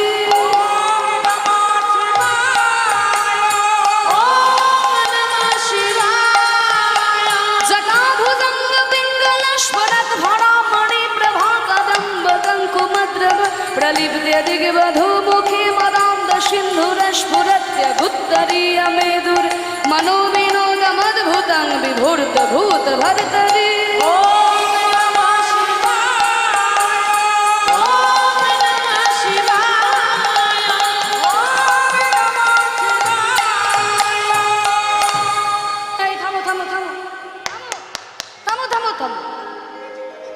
আরে কারোর সাথে কাছে থাকবো না বলে এই কৈলাসে বরফের মধ্যে বাড়ি বানালাম। হ্যাঁ, আরে এই মেয়েদের কান্না দেখো, এখানে এসে তোমরা কান্নাকাটি জুড়ে দিয়েছো। কি হয়েছে? কেন এত কান্নাকাটি কেন? কি হয়েছে? ওই জামাই বাবু, হ্যাঁ কোথা থেকে এসেছো? চিনি না জানি না, একেবারে জামাই বাবু সম্বোধন। জামাই বাবু, আপনি আমাদের চিনতে পারছেন না? চেনা দিলে তবে তো চিনবো। তাহলে চিনতে যখন পারছেন না, চেনা দিতে হবে। আমরা আপনার নিকট আত্মীয়া। নিকট আত্মীয়া? বলে হ্যাঁ। শুনুন, দক্ষ রাজার একটি মেয়েকে তো আপনি বিবাহ করেছেন। দক্ষ রাজার মেয়ে সতীকে আপনি বিবাহ করেছেন, কিন্তু দক্ষ রাজার আরও যে 27টি কন্যা, আমরা হলাম সেই 27 জন মেয়ে। আমাদের সবার বিয়ে হয়েছে ওই আকাশের চন্দ্র দেবতার সঙ্গে। তাহলে বুঝতে পারছেন তো চাঁদ আর শিব ঠাকুর সম্পর্কে কি হচ্ছে? ভাইরা ভাই সম্পর্ক। তা বলছে ও আচ্ছা, তাহলে আমরা সম্পর্কে আপনার শালিকা হচ্ছে না? ও আচ্ছা আচ্ছা, এই তাই যেন কেমন চেনা চেনা লাগছিল। যাক, এই বকা দিয়েছি বলে কিছু মনে করো না। কেন এসেছো সেটা বলো। বলে দুঃখে না পড়লে কি আর আপনার কাছে আসতাম? আর তো কত বড় বড় দেবতা রয়েছে, সবাই কত সুন্দর সুন্দর জামা কাপড় পরে থাকে, আর আপনি ওই বাঘ ছাল হরিণের ছাল পরে বসে থাকেন। সবার গলায় কত সুন্দর মণিমুক্তার মালা, হীরের মালা, আপনার গলায় সাপের মালা, হাড়ের মালা। আর যেসব নেশা ভাঙ আপনি করেন, ওই সবার সামনে আর বলছি না। বলে শোনো, ওইসব কথা রাখো, কেন এসেছো সেটা বলো। বলে শুনুন জামাইবাবু, আমাদের কোনো দোষ নেই, দোষ করেছে স্বামী আর ফল ভোগ করছি আমরা। বলে আমি খুব সহজ সরল মানুষ, এত জটিলতা বুঝি না, একটু ভেঙে বলো। বলে কি আর বলবো, লজ্জার কথা, আমাদের স্বামী গুরুর পত্নী তারার প্রতি আকৃষ্ট হয়েছিল। তাই গুরু বৃহস্পতি অভিশাপ দিয়েছে 15 দিনের মধ্যে ক্ষয় হতে হতে নিশ্চিহ্ন হয়ে যাবে। 15 দিন হয়ে গেছে আর একটা দিন পড়ে আছে। এই একটা দিন যদি হয়ে যায় তাহলে তো চাঁদ নিশ্চিহ্ন হয়ে যাবে আর আমরা সবাই মিলে বিধবা হয়ে যাব। তাই আমরা আপনার কাছে এসেছি, যদি কিছু উপায় করতে পারি। ও এই ব্যাপার, ঠিক আছে, তোমরা ঠিক জায়গাতে এসেছো। আমিও দেখব আমার মতো জামাইবাবু থাকতে কে তোমাদের বেদবা করে, আমিও দেখছি। শোনো, হ্যাঁ, ওই যে 1 খণ্ড চাঁদ পড়ে আছে, ওই 1 খণ্ড চাঁদকে নিয়ে এসে আমার জটার মধ্যে রেখে দাও। আমার এই জটার এমন গুণ, এখানে কোনো অভিশাপ প্রবেশ করতে পারবে না। অভিশাপ প্রুফ, হ্যাঁ, আমার জটা অভিশাপ প্রুফ। অভিশাপ প্রুফ মানে যেমন বুলেট প্রুফ জ্যাকেট হয়, ওয়াটার প্রুফ ঘড়ি হয়, তা শিবের জটাতে হচ্ছে কি বলছি, অভিশাপ প্রুফ। এখানে কোনো অভিশাপ প্রবেশ করবে না। তাহলে ঠিক আছে, এবারে চাঁদের 27 জন স্ত্রী এক খণ্ড চাঁদকে নিয়ে এসে ওই শিবের জটার মধ্যে রেখে দিল। এবার চাঁদ আর বড় হচ্ছে না, ক্ষয় হচ্ছে না, আলোও দিচ্ছে না, চারিদিক তো অন্ধকার হয়ে গেছে। আর ওদিকে গুরু বৃহস্পতি তো যেখানে সেখানে অন্ধকারে হোঁচট খেয়ে পড়ে যাচ্ছে। হ্যাঁ, কারণ এবার মনে মনে ভাবছে যে আরে চাঁদ দুষ্ট ছিল বটে, কিন্তু রাত্রেবেলায় আলো তো দিত, এখন তো যেখানে সেখানে হোঁচট খেয়ে যাচ্ছে। চাঁদ যদি বেঁচে থাকতো বলে দিতাম সোম তীর্থে গিয়ে যদি স্নান করা যায় তাহলে ক্ষয় রোগ দূরে চলে যায়। সোমতীর্থটা কোথায় না, গুজরাটের সোমনাথ মন্দির। হ্যাঁ, যেখানে দ্বাদশ জ্যোতির্লিঙ্গের মধ্যে প্রথম জ্যোতির্লিঙ্গ প্রকাশিত হয়েছে, সেই সোমনাথ মন্দির। সেইখানে গিয়ে যদি স্নান করা যায় ক্ষয় রোগ দূরে চলে যায়। এবার এই কথাটা চাঁদের 27 জন স্ত্রী শুনে ফেলেছে। হ্যাঁ, এবার গুরু বৃহস্পতি তো আর জানে না যে চাঁদকে ফ্রিজের মধ্যে রাখা আছে। হ্যাঁ, এইবার চাঁদের 27 জন স্ত্রী ওই শিবের জটা থেকে এক খণ্ড চাঁদকে নিয়ে এসে সোমতীর্থে গিয়ে স্নান করালো। আর ওইখানে স্নান করে চাঁদের ক্ষয়রোগ দূরীভূত হয়ে গেল। আর ওই যেহেতু আভা ফিরে পেল চাঁদ, তার প্রভাব ফিরে পেল, তাই ওই তীর্থটির নাম হয়ে গেল প্রভাস তীর্থ। প্রভা যুক্ত আস সমান প্রভাস। এখানে এসে চাঁদ তার প্রভা ফিরে পেয়েছিল, আভা ফিরে পেল, তাই তীর্থটার নাম হলো প্রভাস তীর্থ। এইখানে গিয়ে যদি তুমি যজ্ঞ করতে পারো কৃষ্ণচন্দ্র, তোমার যজ্ঞের যত ত্রুটি বিচ্যুতি থাকবে, ক্ষয় থাকবে, সব দূরীভূত হয়ে যাবে। এই তীর্থটারই এমন গুণ। তাহলে সমস্ত চিঠির মধ্যে প্রভাস যজ্ঞের নাম উল্লেখ করা হলো।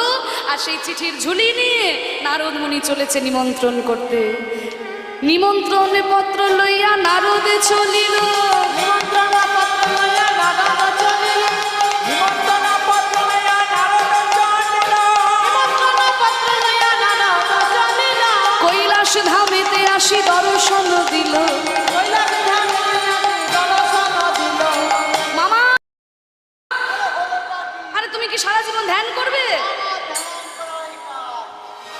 ধ্যান করাই কাজ। আর ওদিকে কি হচ্ছে তুমি খোঁজ খবর নেবে না? অফিসাররা খবর দেয়নি? এই দেখো আমি খবর,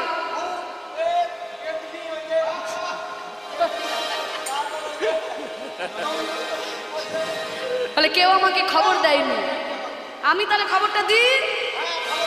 আমি তোমার জন্য চিঠি এনেছি। হ্যাঁ, তোমার নামে চিঠি।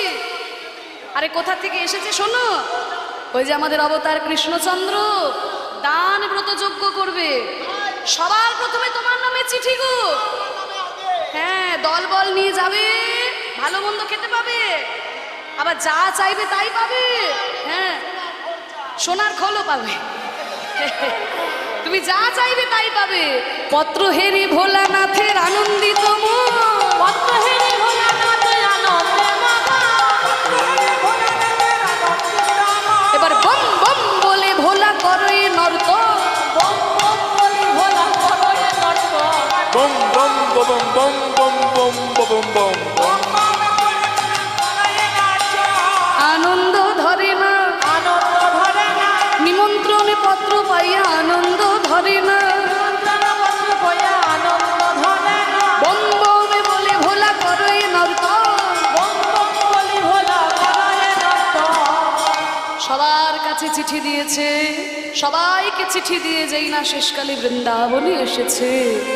বৃন্দাবনে এসে দেখে কি ওই শ্রীরাম সখা পটেতে আঁকা শ্যামের মূরতি করে। শ্রীরাম সখা পটে দিয়াকা শ্রীরামে মূরতি করে। পাকা পাকা ফল লইয়া বলে কানাই খরে খরে। ওরে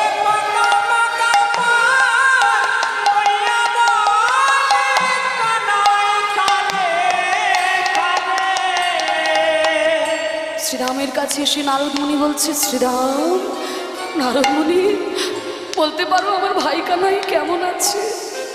আর এইভাবে কেঁদো না শ্রীরাম, এই দেখো তোমাদের জন্য আমি নিমন্ত্রণ পত্র এনেছি। তোমাদের ভাই কানাই দান ব্রত যজ্ঞ করবে, সেই যজ্ঞে তোমরা বৃন্দাবন থেকে পাকা পাকা ফল নিয়ে যাবে, তোমাদের দেওয়া ফল খেয়ে তোমাদের কানাই যজ্ঞ করবে। আর কেঁদো না। নিমন্ত্রণ পত্র পেয়ে সখাগণের আনন্দ ধরে না, ছুটে গেল বনের মধ্যে পাকা পাকা ফল সংগ্রহ করতে। আর এক পা দুপা করে এগিয়ে গিয়ে দেখে কি, নন্দ পিতা জেলেছে চিতা, প্রাণীতে জীবর তরে। ওয়ে নন্দ পিতা জেলেছে চিতা, প্রাণতে জীবন করে। মাতা নন্দ রানী করে না বনে ফিরে দাঁড়ে দাঁড়ে।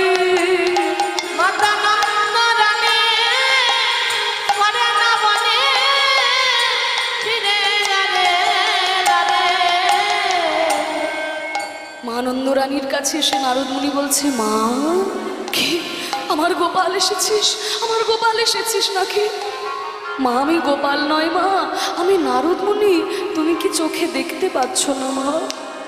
ও নারদ, যেদিন থেকে আমার গোপাল আমায় ছেড়ে বিদায় নিয়েছে, আমার চোখের দৃষ্টিও যে আমায় ছেড়ে বিদায় নিয়েছে। মাগো, তোমার গোপালের লেখা চিঠি তুমি চোখে বুলিয়ে নাও মা, তুমি আবার দেখতে পাবে। গোপালের লেখা চিঠি যেই মা নন্দরানী চোখে দিয়েছে, মা নন্দরানী বলছে, এই তো আমি দেখতে পাচ্ছি, দেখো মা চিঠিতে কি লেখা আছে। আমার গোপাল দানব্রত যজ্ঞ করবে, সেই যজ্ঞে আমি তাকে গিয়ে আশীর্বাদ করব। ওগো নারদ, আমি আশীর্বাদ না করলে আমার গোপালের যজ্ঞ হবে না, আমায় তো দাঁড়িয়ে থাকলে চলবে না, আমি এক্ষুনি যাব। কিন্তু আমি এতদিন পরে আমার গোপালের কাছে যাব, গোপাল যে আমার হাতের ক্ষীর স্বর্ণবনী খেতে বড় ভালোবাসে। ছুটে গেল মা যশোমতী গোপালের জন্য ক্ষীর স্বর্ণবনী তৈরি করতে। এক পা দুপা করে নন্দ রাজার কাছে গিয়ে বলছে, এই যে নন্দ পিতা, আপনি যে চিতা সাজিয়েছেন ভেঙে ফেলুন, ভেঙে ফেলুন। এই দেখুন আপনার গোপাল দান ব্রত যজ্ঞ করবে, সেই যজ্ঞ আপনি নিজে গিয়ে পরিচালনা করবেন, আপনাকে ছাড়া যে তার যজ্ঞ হবে না পিতা। আমার গোপাল দান ব্রত যজ্ঞ করবে, আমি সেই যজ্ঞ পরিচালনা করব, তাহলে তো আমায় মরলে চলবে না, তবে তো আমায় মরলে চলবে না। এই চিতা আমি ভেঙে ফেললাম। ওরে তোরা কে কোথায় আছিস রে? মণি মুক্তা নিয়ে আয়, আমার গোপালকে আমি মণি মুক্তার হার দিয়ে সাজিয়ে দেব। ছুটে গেল মণি মুক্তার হার তৈরি করতে। আর এক পা দুপা করে যেই না রাধারানীর কুঞ্জে প্রবেশ করেছে, দেখে কিনা কৃষ্ণ বিরহে রাধারানীর দশম দশা উপনীত হয়েছে। চিন্তার্থ জাগরোদ বেগ তানবং মলিনাঙ্গতা বৈয়াগ্রং ব্যাধি উন্মত্ত মোহ মৃত্যুর দশা, দশমী দশা। সেই দশমী দশায় রাধারানী শরীর এত উত্তপ্ত হয়েছে যে পদ্মপাতার পাপড়ির মধ্যে রাধারানীকে শুইয়ে রাখা হয়েছে একটু আরাম পাবে বলে, কিন্তু এই শরীরের উত্তাপে পদ্মপাতার পাপড়িগুলো সব শুকিয়ে কাঠ হয়ে গেছে। রাধে, আর এইভাবে কেঁদো না রাধে, তোমার জন্য আমি নিমন্ত্রণ পত্র এনেছি, তোমার প্রাণবধূ দান ব্রত যজ্ঞ করবে রাধে, তুমি সেই যজ্ঞে তার শক্তি হয়ে দাঁড়াবে। আর কেঁদো না রাধে, চলো তোমার বধূর যজ্ঞে যাবে। নারদ মুনির কাছে চিঠি পেয়ে রাধারানীর আনন্দ আর ধরে না। বহু বছর পরে চিঠি পেয়ে আনন্দে রাধারানী বলছে, ওরে ললিতায়, ওরে বিশাখা, আমার প্রাণবধূ দানব্রত যজ্ঞ করবে রে, সেই যজ্ঞে আমি তার শক্তি হয়ে যাব, তোরা আমাকে একটু ভালো করে সাজিয়ে দে না। দেখ না কেঁদে কেঁদে আমার শরীরের কি অবস্থা হয়েছে, তোরা একটু ভালো করে আমায় সাজিয়ে দে। সখীরা যেই রাধারানীকে সামনে বসিয়ে সুন্দর করে সাজিয়ে দিচ্ছেন, রাধারানী কৃষ্ণ দর্শনে যাবেন, এতদিন পরে নারদ মুনির কাছে চিঠি পেয়ে রাধারানীর মুখে একটু হাসি ফুটেছে। কিন্তু এই রাধারানীর মুখের হাসি সহ্য হলো না একজনের। তার নাম কি মা? ননদিনী কুটিলা। কুটিলা গিয়ে আয়ানকে বলছে, দাদা দাদা সর্বনাশ হয়ে গেছে। কি হয়েছে বোন? আরে ওই যে নন্দের বেটা কেলে ছোড়া এতদিন পরে নাকি দান ব্রত যজ্ঞ করবে, ভাবতে পারিস সেই যজ্ঞে বৌদির নামে নিমন্ত্রণ, আর নিমন্ত্রণ পত্র পেয়ে ওরা সব সেজেগুজে তৈরি হয়েছে। চল চল দাদা, এই বৌদি আমাদের মান সম্মান সব ধুলোই মিশিয়ে দেবে। কি বললি বোন? আমিও দেখব আমি বেঁচে থাকতে রাধারানী কেমন করে ওই কেলে ছোড়ার যজ্ঞে যেতে পারে। ওই এক্ষুনি আমি মা কালীর খাড়া নিয়ে এসে রাধারানীকে ত্রিখণ্ডিত করে দেব। মা কালীর খড়গ নিয়ে যেই না আয়ান এগিয়ে চলেছে রাধারানীর দিকে, আর আয়ানের হাতে খড়গ দেখে রাধারানী ক্রোধান্বিত হয়ে উঠলেন। কি তুমি আমাকে যেতে দেবে না? তুমি আমাকে যেতে দেবে না? তবে দেখো আমি কে। রাধারানী ক্রোধান্বিত হয়ে উঠলেন, চক্ষু দুটো রক্তবর্ণ হয়ে গেল। চেনো না তুমি যে মোরে,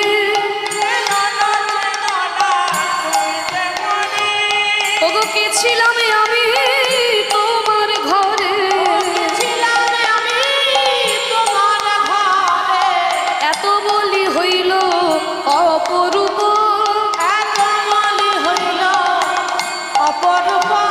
চক্ষু দুটো রক্তবর্ণ হয়ে গেল, সারাঙ্গ কালো হয়ে যেতে শুরু করলো। ক্রোধে রাধারানী ওই রাধিকা ধরিল কালিকা রূপ, উলুধ্বনি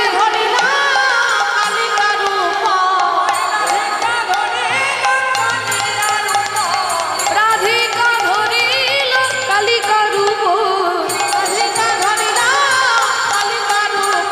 ওই কালী হয়ে দাঁড়ালো আমাদের রায় বিনোদিনী, কালী হয়ে দাঁড়ালো আমাদের রায় বিনোদিনী, কালী হয়ে দাঁড়ালো। যেই না রাধারানী কালী হয়ে দাঁড়িয়েছেন, আর আয়ান তো দেখে অবাক হয়ে পড়ল লুটিয়ে চরণ তলে। দেখি আয়ান পদ তলে, পদতলে লুটাই যায় কালী, যায় কালী বলে। আমি চিনতে পারি না ঘরণী রূপে ও জননী, চিনতে পারি না। যেই না রাধারানী কালী হয়ে দাঁড়ালেন, আয়ান লুটিয়ে পড়েছে রাধারানীর চরণ তলে। রাধারানীর ওই কালী মূর্তি দর্শন করে আয়ান চরণ তলে লুটিয়ে পড়েছে, সেই মূর্তিকে স্মরণ করছে আজকে আয়ান। সবাই মিলে একটু হাত জোর করে বসুন, আমরা সেই রাধারানীর কালী মূর্তিকে আমরাও একটু স্মরণ করে নিই।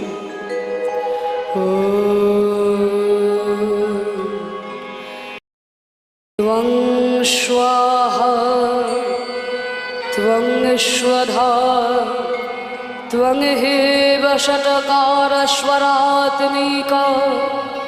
সুধাতমকেশরে নিত্য ত্রিধামাত্রমিকা স্থিতা अर्धमात्रा स्थिता नित्या यानुचार्य विशेषतः तमैव शातं सावित्री त्वं देवी जननी परा त्वयैव धार्यते सर्वं त्वयि तत्सृज्यते जगत् त्वयि तद्पाल्यते देवी तवक्षन्ते सर्वदा विशिष्ट सृष्टिरूपात्मक स्थितिरूपा च पालने तथा संहृतिरूपान्ते जगतो श्री जगन्मये महाविद्या महामाया महामेधा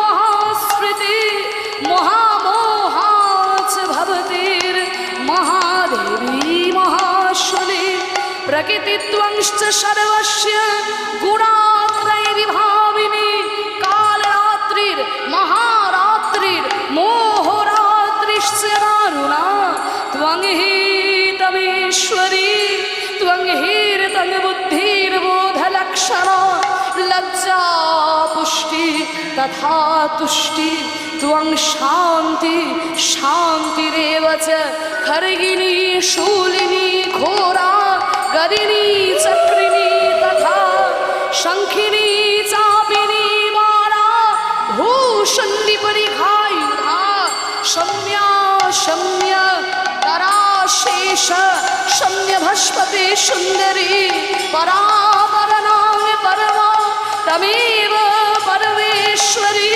शरणागत धीरारत परित्रायण पलायने सर्वेशारति हरे देवी नारायणी नमस्तुते शंख चक्र गदापत्य भीतवरमायधे वशीर विष्णुरूपेण नारायणी नमस्तुते ओम सर्वमंगल्य मंगल्ये शिवे सर्वार्थ साधिके स्मरण्ये त्र्यंबके गौरी नारायणी नमस्तुते सृष्टि स्थिति विनाशानां शक्तिभूत सनातनी गुणाश्रयी गुणमयी नारायणी नमस्तुते या देवी सर्वभूतेषु मातृरूपेण संस्थिता नमस्तस्यै नमस्तस्यै नमस्तस्यै नमो नमः नमस्तस्यै नमस्तस्यै नमस्तस्यै नमो नमः नमस्तस्यै नमस्तस्यै नमस्तस्यै नमो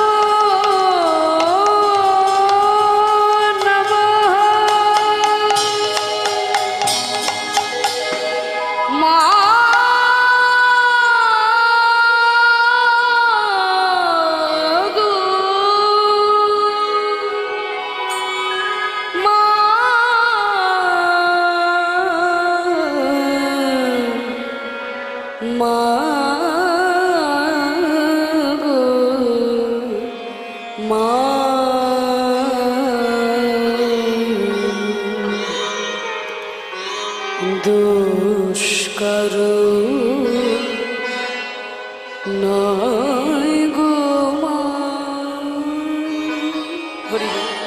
মাকে যখন স্মরণ করলাম মায়ের গান একটি গায় কি বাবা গাইব তো দুষ্করো নয় গো মা আমি সখাত সলিলে ডুবে মোরে শ্যামা দুষ্করো ভয় গো মা আমি সখাত সলিলে ডুবে মোরে মাগো কত সুন্দর কথা আমার ধর্মা ধর্ম হলো কোদণ্ড স্বরূপ পুণ্য ক্ষেত্র মাঝে কাটিলাম কো ধর্ম ধর্ম হলো কোদণ্ড স্বরূপ পুণ্য ক্ষেত্র মাঝে কাটিলাম কো সে কূপে বেরুলো কালের উপজল কালো মনোরমা মা দুষ্করো নয় গো মা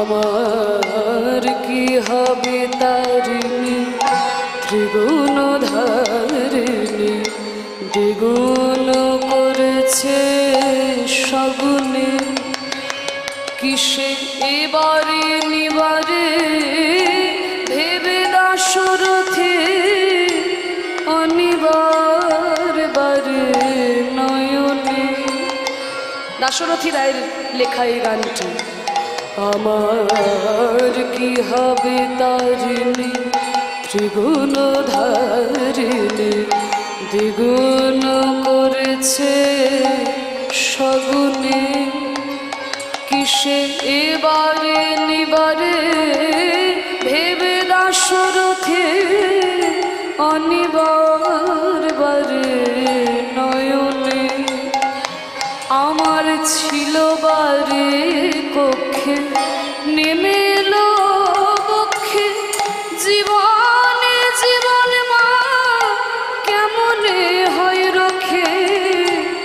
আছি তোরা ভিক্ষে দে মা মুক্তি ভিক্ষে, আছি তোরা ভিক্ষে দে মা মুক্তি ভিক্ষে, কটা খেতে করে পার মা দোষ করো ভাই গো মা, দোষ করো ভাই গো মা, আমি সখা তো শোনিলে ডুবে মরে শ্যামা, দোষ করো ভাই গো মা, দোষ করো ভাই গো মা, দোষ করো ভাই গো মা।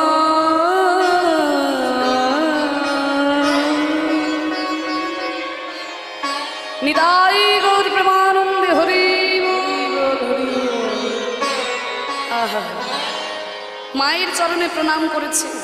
রাধারানীর সেই কালী মূর্তি ধারণ দেখে আয়ান লুটিয়ে পড়ল চরণতলে। মা গো, আমি তোমায় চিনতে পারিনি মা, তুমি এতদিন আমার ঘরণী রূপে আমার ঘরে ছিলে মা, আমি তোমায় চিনতে পারি নাই। তুমি কৃষ্ণ দর্শনে যাবে, তুমি কৃষ্ণ দর্শনে যাও, আর এই অধমের হয়ে দুটো কথা তুমি কৃষ্ণের চরণে জানিয়ে দিও। আয়ান চলে গেল কুটিলাকে সঙ্গে নিয়ে। রাধারানী বলছে, ওরে ললিতা, ওরে বিশাখা, দে এবার আমাকে ভালো করে সাজিয়ে দে, এইবার আমার ননদিনীকে ডেকে দেখা, আমার স্বামীর অনুমতি নিয়ে আমি কৃষ্ণ দর্শনে যাব, আমি গরব গরব করে বলবো আমি কৃষ্ণ কলঙ্কিনী, দে তোর আমায় সুন্দর করে সাজিয়ে দে। রাধারানীকে সুন্দর করে সাজিয়ে দিয়েছে সখীরা। এবার রাধারানী বলছে, হ্যাঁ রে মা যশোমতী তো ক্ষীরসর নবনী নেবে, সখাগণ পাকা পাকা ফল নিয়েছে, নন্দরাজা মণিমুক্তার হার নিয়েছে, কিন্তু আমার প্রাণবধূকে দেওয়ার জন্য আমি কি নেব? এমন একটা কিছু আমায় নিতে হবে যাতে সবার সঙ্গে মিশে না যায়। তাই সখী সনে বিনোদিনী যুক্তি করিয়া বিনা সুতোর মালা গাঁথে হরষিত হইয়া নিজের হাতে বিনা সুতোর মালা গেঁথে সেই মালা নিয়ে আজকে রাধারানী চলেছেন প্রভাস যজ্ঞে। নিমন্ত্রণে পত্র পাইয়া ব্রজবাসীগণ, নিমন্ত্রণ পত্র পাইয়া ব্রজবাসীগণ, নিমন্ত্রণ পত্র পাইয়া ব্রজবাসীগণ, নিমন্ত্রণ পত্র পাইয়া ব্রজবাসীগণ, ওই প্রভাস যজ্ঞের পথে করল গমন, প্রভাস যজ্ঞের পথে করল গমন, ভাণ্ড ভরিয়া নিল দধি দুগ্ধ ছানা, ভাণ্ড ভরিয়া নিল দধি দুগ্ধ ছানা, আর ফলে মূলে কত নিল না হয় গণনা, দধি দুগ্ধ ঘিত ছানা ফলমূল এত নিয়েছে, সব কিছু নিয়ে যেই না এসে দাঁড়িয়েছে প্রভাস যজ্ঞে। চারটি দরজা প্রভাস যজ্ঞের, পূর্ব পশ্চিম উত্তর দক্ষিণ। একদিকে দরজা দিয়ে শ্রীরাম সুদামের কাছে পাকা পাকা ফল নিচ্ছেন কৃষ্ণচন্দ্র, একদিকের দরজা দিয়ে মা যশোমতী প্রবেশ করেছে। গোপাল গিয়ে যেই না মায়ের চরণে প্রণাম করেছে, মা গোপালকে বুকে জড়িয়ে ধরে মা যশোমতী বলছে, ওরে গোপাল, মায়ের কথা মনে পড়ে না বাবা, মায়ের কথা মনে পড়ে না, আয় বাবা গোপাল। নিজের কোলের উপরে বসিয়েছে, এই দেখ আমি নিজের হাতে তোর জন্য ক্ষীরসর নবনী এনেছি বাবা, তুই ক্ষীরসর নবনী গ্রহণ কর।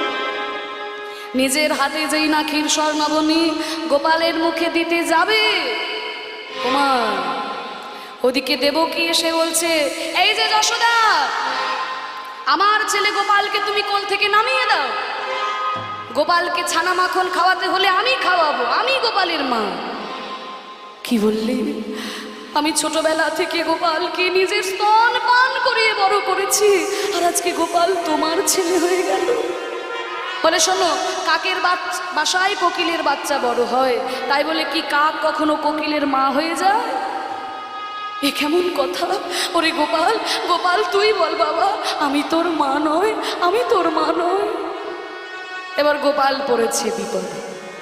দেবকীও আমার মা, যশোদাও আমার মা। আমি যদি বলি যশোদা আমার মা, দেবকীর প্রাণে ব্যথা হবে, যদি বলি দেবকী আমার মা, যশোমতীর প্রাণে ব্যথা হবে, আমি কোন দিকে যাব? এবার মায়েতে মায়েতে যখন দ্বন্দ্ব বেঁধেছে, জগৎ জননী মা দুর্গা এসে দাঁড়িয়েছে। শোনো, তোমাদের মায়ের মায়ের ঝগড়া আমি এক্ষুনি মিটিয়ে দিচ্ছি। কে গোপালের আসল মা আমি এক্ষুনি প্রমাণ করে দেব। এই যে তোমরা দুজন দুদিকে দাঁড়াও, একদিকে যশোদা একদিকে দেবকী, গোপাল থাকবে মাঝখানে, আর 100টা বসন টাঙানো হবে। হ্যাঁ, আর তোমরা নিজেদের স্তনধারা ওই বসনের মধ্যে দেবে। যার স্তনধারা 100টা বসন ভেদ করে গোপালের বদনে গিয়ে পড়বে, সেই হবে গোপালের মা।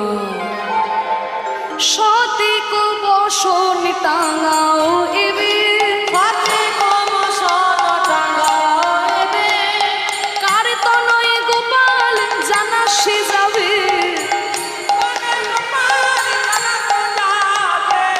কারো তনয়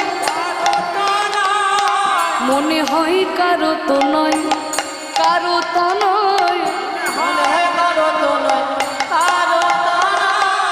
মনে হয় কারো তো নয়, কারো তো নয়, কারো তো নয়, যে ভজে কৃষ্ণ তারই তো হয়, মনে হয় কারো তো নয়, ভজে কৃষ্ণ তারিত হয়, যে ভজে কৃষ্ণ তারিত হয়, মনে হয় কারো তো নয়, কারো তো নয়। একদিকে দেবকী একদিকে যশোদা 100টা বসন টাঙানো হলো। অহংকার করে যখন দেবকী নিজের স্তনধারা বসনের মধ্যে দিয়েছে, 100টা বসন তো দূরের কথা মা গো, একটা বসনও ভেদ করলো না। আর ওদিকে গোপাল রে বলে কেঁদে কেঁদে মা যশোমতী যখন নিজের স্তনধারা ওই বসনের মধ্যে দিলেন, 100টা বসন ভেদ করে সেই স্তনধারা গোপালের বদনে গিয়ে পড়ল। সবাই দেখতে পেল যশোদাই গোপালের মা। তাহলে এই যে দেবকীর স্তন গোবিন্দ পান করেনি কেন জানো তো মা? যখন ত্রেতা যুগে এই দেবকী ছিল কৈকেয়ী, রামচন্দ্রের মা কৌশল্যা, ভরতের মা কৈকেয়ী। হ্যাঁ, রামচন্দ্রকে বনবাসে পাঠানোর যখন সমস্ত ব্যবস্থা করে ফেললেন, দাঁড়িয়ে আছে বনবাসে যাবে বলে, মা কৌশল্যা 1 বাটি দুধ এনে বলেছিল, বাবা বনবাসে যাচ্ছিস, জানি না আর কোনোদিন তোকে দেখতে পাবো কিনা, এই অন্তত দুধটা খেয়ে যা। যেই না দুধ পান করতে গেল, কৈকেয়ী এসে ওই মুখের সামনে থেকে দুধের বাটিকে মাটিতে ছুঁড়ে ফেলে দিল। না, দুধ খেয়েও যাওয়া যাবে না, অনাহারে বনবাসে যেতে হবে, অনাহারে। 14 বছর বনবাস করে যখন ফিরে এলেন, কৈকেয়ীর চরণে প্রণাম করে রামচন্দ্র বলছে, মা গো তুমি আমায় বনবাসে পাঠিয়েছিলে মা, তাই আমি তোমার কাছে কৃতজ্ঞ, আমি তোমায় প্রণাম জানাই। কারণ তুমি আমায় বনবাসে পাঠিয়েছিলে বলে 14টা বছর বনে বনে ঘুরে আমি অভিজ্ঞতা সঞ্চয় করেছি। বনের বাঁদর আমার দাস হয়েছে, বনের কুহক চণ্ডাল আমার বন্ধু হয়েছে। এগুলো কোনোদিন হতো না মা যদি তুমি আমাকে বনবাসে না পাঠাতে, তাই আমি তোমাকে প্রণাম জানাই। কৈকেয়ী বলল, ওরে রাম, আমি তোকে শত্রুতা করে বনবাসে পাঠালাম, আর তুই আমাকে সম্মান জানালি। ওরে পরের জন্মে যেন তুই আমার পেটের ছেলে হয়ে জন্ম নিস, এই জন্মে শুধু তোর সঙ্গে শত্রুতা করে গেলাম, তোকে ভালোবাসতে পারলাম না বাবা। তুই আমার পেটের ছেলে হয়ে জন্ম নিলে আমি তোকে ভালোবাসতে পারবো। তাই হবে মা, আগামী দাপর যুগে তুমি হবে দেবকী, তোমার গর্ভেই আমি জন্ম নেব, কিন্তু মা তোমার স্তন আমি পান করব না। কেন বাবা, কেন এমন কথা? মনে আছে মা, যেদিন বনবাসে গেছিলাম, মা কৌশল্যা 1 বাটি দুধ এনে আমার মুখের সামনে ধরেছিল, আর তুমি সেদিন কি করেছিলে? মা হয়ে সন্তানের মুখের সামনে থেকে দুধের বাটিকে মাটিতে ছুঁড়ে ফেলে দিয়েছিলে। তাই তোমার গর্ভে আমি জন্ম নেব মা, কিন্তু তোমার স্তন আমি পান করব না। তাহলে যশোদার স্তন কেন পান করলেন? কারণ এই যশোদা ছিল পূর্বজন্মে ধরা সতী। যেই ধরা মা সংসারে তার এত দারিদ্রতা, নারায়ণ এলেন পরীক্ষা করার জন্য অতিথি হয়ে ব্রাহ্মণ বেশ ধরে।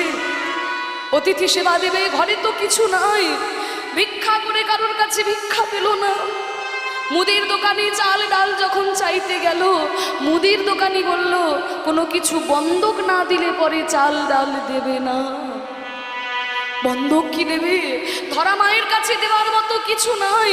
তখন ধরা মা করেছিল কি, ওই মুদির দোকানের কাছে একটা যন্ত্র নিয়ে নিজের স্তন কর্তন করে তার বিনিময়ে চাল ডাল নিয়ে গেল ধরাশোভে।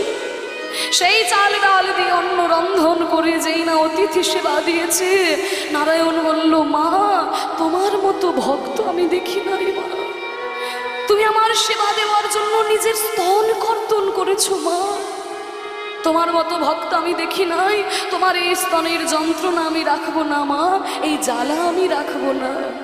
যেদিন দাপর যুগে আমি জন্মগ্রহণ করব অবতার শ্রীকৃষ্ণ হয়ে, সেদিন তুমি হবে নন্দরানী যশোদা, সেদিন আমি তোমার স্তন পান করে তোমার স্তনের জ্বালা আমি দূর করে দেব মা। নিতাই গৌর প্রেমানন্দে হরি। সেই ধরা সতী যশোদা হয়েছে, তাই যশোদা স্তন পান করলো, দেবকীর স্তন পান করলো না। সবাই দেখতে পেল যশোদাই গোপালের মা। আর ওদিকে রাধারানী যখন প্রবেশ করেছেন, দারোয়ান ধরেছে, কোথায় যাচ্ছ? বলে তোমাদের রাজার সঙ্গে দেখা করব। বলে রাজা তো এখন যজ্ঞে বসেছে, একটু অপেক্ষা করো, যজ্ঞটা শেষ হলে তারপরে দেখা করবে। রাধারানী গিয়ে দাঁড়ালেন সখীদের সঙ্গে নিয়ে, আর ওদিকে যজ্ঞ করছেন কৃষ্ণচন্দ্র। ओमे अग्ने वीर्हिते मन्त्रस्य मधुछन्दादेशि गायत्री छन्द प्रातःशरनि विनियोगाः। ॐ स्वस्ति न इन्द्र विद्यस्तवाः, स्वस्ति न पूषा विश्ववेदाः, स्वस्ति न बृहस्पतिर्दधातु, स्वस्ति न इन्द्र विद्यस्तवाः, स्वस्ति न पूषा विश्ववेदाः, स्वस्ति न बृहस्पतिर्दधातु। शान्तिः ॐ शान्तिः ॐ शान्तिः।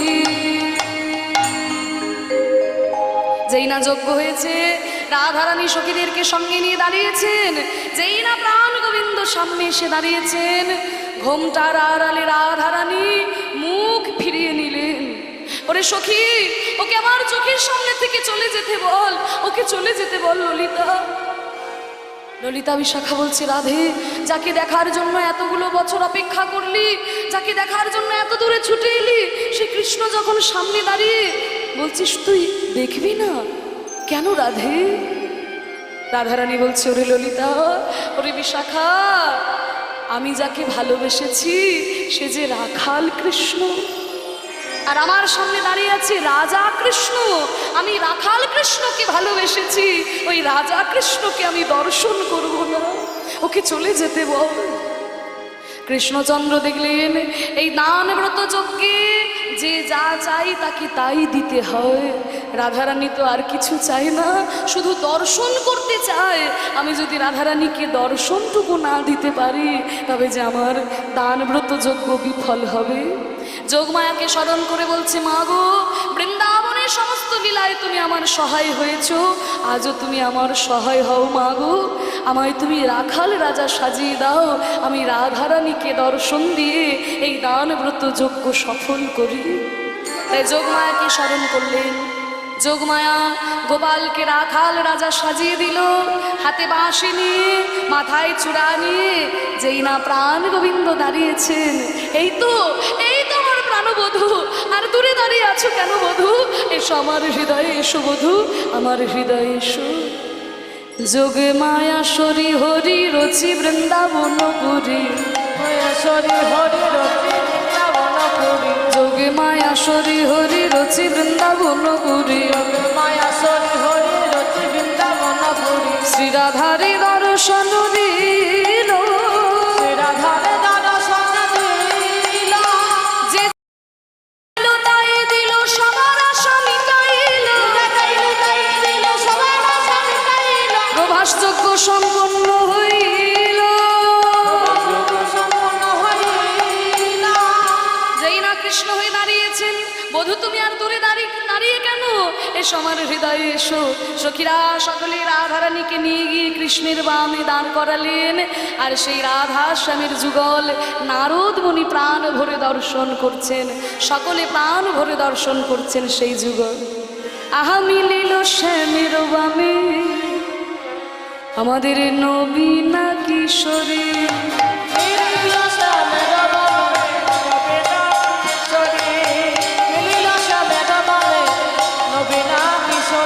আরে কিবা রূপর কিবা শোভা আহা মরি মরি,